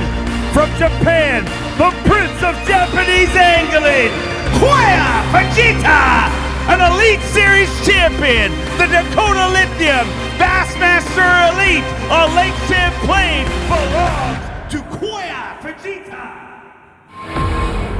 Marathon Peak Performance. First bass tournament I ever fished, it was on Lake Murray in Columbia, South Carolina. Everything about that day I can still remember. Everybody cranking up those old two-strokes motors, the smell of it, just like, oh my God, like it was, we're going fishing and we're gonna go blast off. So we're in a boat race. I mean, like this is America. Being able to fish for a living, people are like, what do you do for a living? It's like, I fish. And they're like, what else do you do? It's like, well, I fish. And Bass allows that. They provide for you. It's Bassmaster is there for you. And being able to fish for a living and travel around, you can't complain. And I'm glad we're ending up going, because I want to end on some smallmouth. It's day 3. We're sitting in 4th place. Feeling pretty good, you know. It's we got good conditions today. Fish have been biting really well. The lake's really been putting out. I can't believe the weights, honestly. I mean, it's after the practice was okay, but I didn't think it would be this good of weights. But it's the Bassmaster Elite Series. I mean, whatever the fishery can put out weight-wise, we're gonna probably double it. It's weights are truly unbelievable. Feel pretty good about that. We're gonna go out there fishing today, have fun, and hopefully we bring us 5 big smallmouth today. We're gonna go to an area I got a lot of confidence in. There's a lot of fish there. We just gotta take our time today, get there safely, catch us 5 big ones, scoot on back. That's the plan. That's a little bit better for one. I love smallmouth. You know, we got here this morning, everything kind of felt good, you know, got all my baits rigged, we had plenty of time, you know, we weren't rushed. No, he's not. Got him that time. Went to the spot I caught him on yesterday. The first day I caught him in the river, yesterday I caught him in the lake, and so I had to go back there. You know, I left a lot of fish there. And when I got there, I didn't see as many fish as that were there the day prior, and I kind of was a little worried. Just because I didn't see as many fish. You know, caught a 2-pounder, caught a 3-pounder, caught a 2-pounder, and I'm like, oh goodness, it's gonna be kind of tough. And then a group already got on the boat. Now we're making some headway. It took a while, I kept doing circles, it's just a small hump. Gotta get started somehow. You might have bit it. They're so touchy. Just pre-fishing really helped me today, fishing around. But there were all 2 to 3 pounds. Just a ton of fish. They were aggressive, have not been touched. I mean, you threw your bait in the water, whole school just rose up on it. A little better. A little better. Had it. Oh God, I love these suckers. You know, at the end of the day, I always wonder, oh dude, my jersey stinks. Well, take it. Let's go.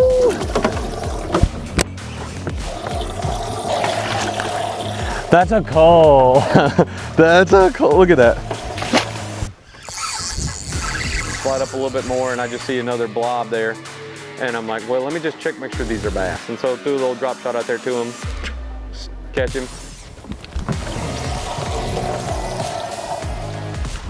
Another good call. Hey, had to put him in there for a little while. Okay, slow and steady. Things just don't get in a rush and make a mistake. We've got all day. That's what we plan on doing.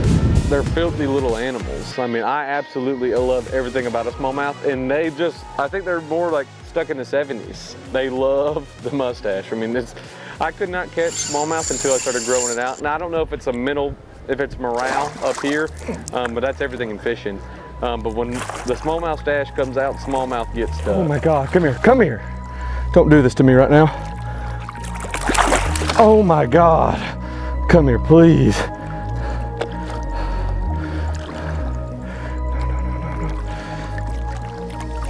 Yes!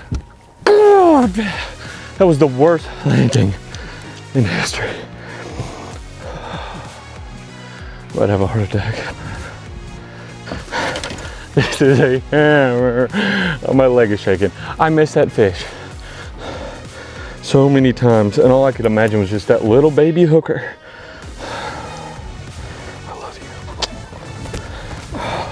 That's a good one. Oh, dude, I can't even stand up. That'll make a goal. Golly, you wanna go for green? There must be identical twins. Ah, son. Give me some. And I've always loved bass fishing, but growing up in the South, we didn't smallmouth fish. I mean, the first time in 2019 when we came up here the first week, it was the first time I've ever been really this far up north. I've never smallmouth fished, really. I fished one open at 09 and that was completely different. I mean, I was going down a grass line, so I didn't know how to drift, I didn't know how to do all that stuff. And so there was a big learning curve there. And then once for 3 years in a row, when you get your butt kicked, and I never made a cut, never made a check, never got paid, and it was always the last tournament of the year, so I'd have that bitter taste in my mouth for 4 months until next season, every single year. And when you go to bed thinking about that for 4 months every night, it makes you want to get better at it. And so we just kind of buckled down, did a bunch of research, we fished a bunch, and just learned everything we could about how to catch smallmouth. There we go. Pretty fish. We'll take it, every ounce counts.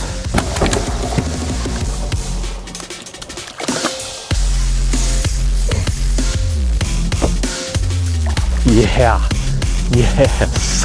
This is a grown one. Oh my gosh. Ah, he bit my hand. Oh my God. That's a hammer. That calls. Good call. That gets you amped up. We ain't even made it to the other spot that I think is gonna be better. Oh my God. That's getting there. We've no doubt made the cut. Like, they better watch out.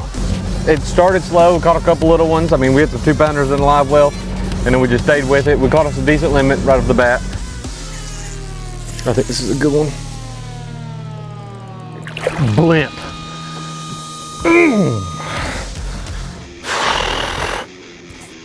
We're gonna have to go through customs just to check this sucker in, dude. Thanks, big girl.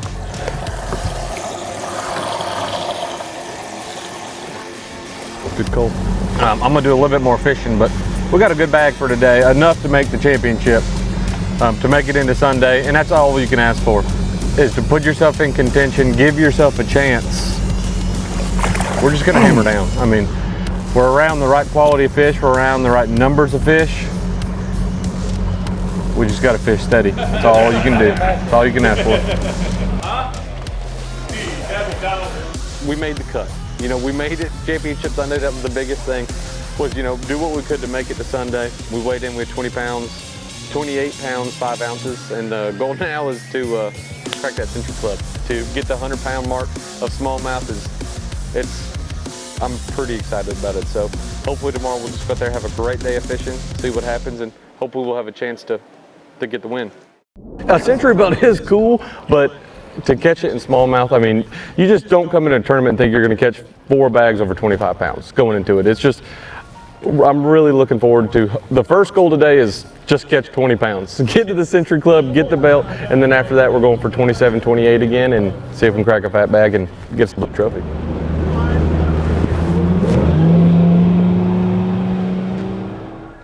It's been a good tournament so far. You know, caught a ton of smallmouth. Currently got 80 pounds of weight in smallmouth in 3 days. You know, we got a good chance at catching 100 pounds tomorrow. So that's the goal. And my approach this week is I've caught them on a couple different baits, but I've been catching them on a drop shot using the BMC tungsten drop shot weight, 3/8 and a half. I've been doing a half all week, and today I switched to a 3/8, and I think that made a big deal. And also the VMC Finesse Nico, Redline Series, nano coated. This is the number 2, perfectly for threading baits. I've also used a split shot drop shot hook, which is also in the Redline series. The number 2 Finesse Nico, sucker's been deadly. That's my approach. I got that rigged up on 5 rods right now. We're just on a drop shot. The main thing is just getting around them, and once you get around them, that's all you need to do.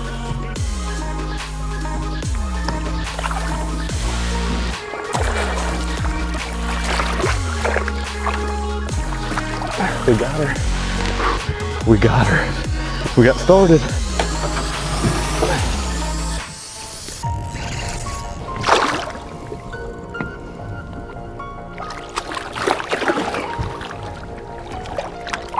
Here we go. Number 2.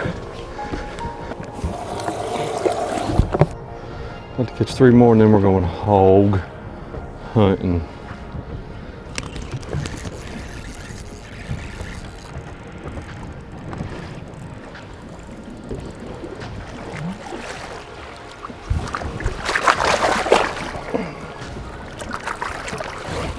Number 3 though. 2 more fish right here. I'd like to catch 2 4-pounders. You know, get us to that 20-pound mark, and then we're gonna run back there to the juice. Mainly just trying to utilize my time. I mean, fishing conditions are good up here, so you just kind of got to find where they're at each day on it. They're all 4.5s, every single one of them. I'm gonna catch 1 more here, and if they're not big, we're gonna run. And we have a 2-pounder in the live well, so it's like 1 big coal, and we're good to go.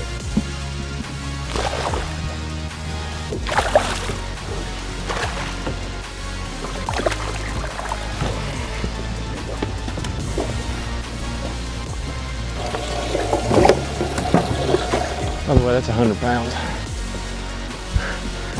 We cracked it, but we ain't got what much. That was a little guy, but I think that was 100. A win here in smallmouth country would mean more to me than a win down south, because I'm not gonna say, I guess I was bad. I mean, truly, I couldn't cut a check. To see how have I improved in smallmouth is, now I love them. I mean, it's like you take pride in it. It's a passion chasing smallmouth, and to get a win in smallmouth country it'd be truly amazing. Golly, this is a big one.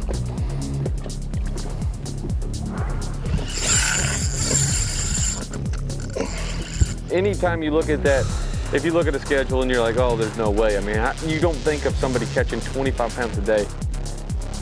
You think about, like, how am I going to do that? You can't fathom catching 25 pounds a day, and to be able to do that with smallmouth it's unbelievable. It's a testament to how great the St. Lawrence River is in Lake Ontario. It's the best fishery in the country, hands down, anywhere in the world. I mean, for catching, you can't go anywhere and hardly break 80 pounds in smallmouth. 80 pounds is a great 4-day total. I mean, you take 20 pounds a day, and then you come here and it takes almost 100. It's unbelievable.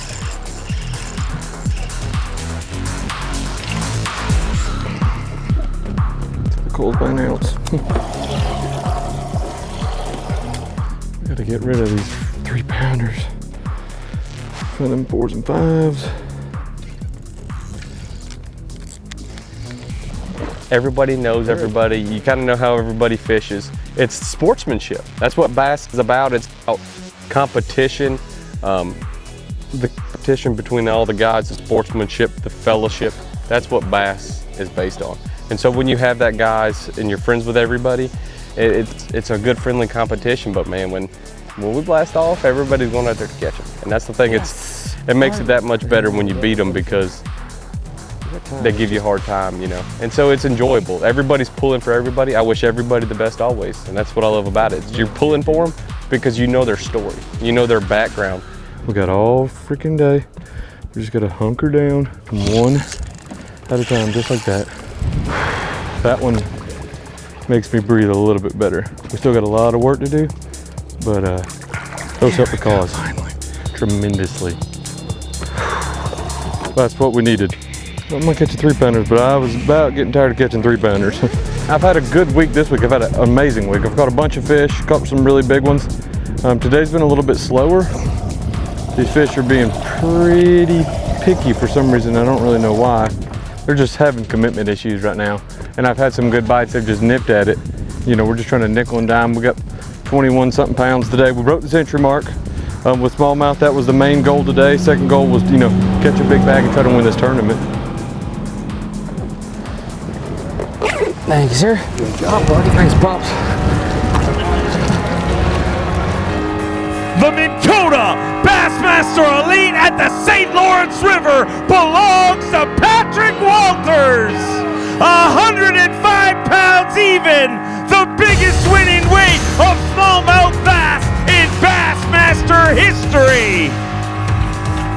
105 pounds even, and Patrick Walters earns his 3rd Bassmaster Century belt, which I believe puts you in a 2-way tie with Steve Kennedy for the most century belts of an active Elite Series pro. And you're just getting started. You're not even 30 yet, dude. We're getting there. Hey, we're just getting warmed up. Bad thing is I got to shave this mustache off for the wife back at home. but we're bringing it back next year. I can promise you that. Marathon Peak Performance.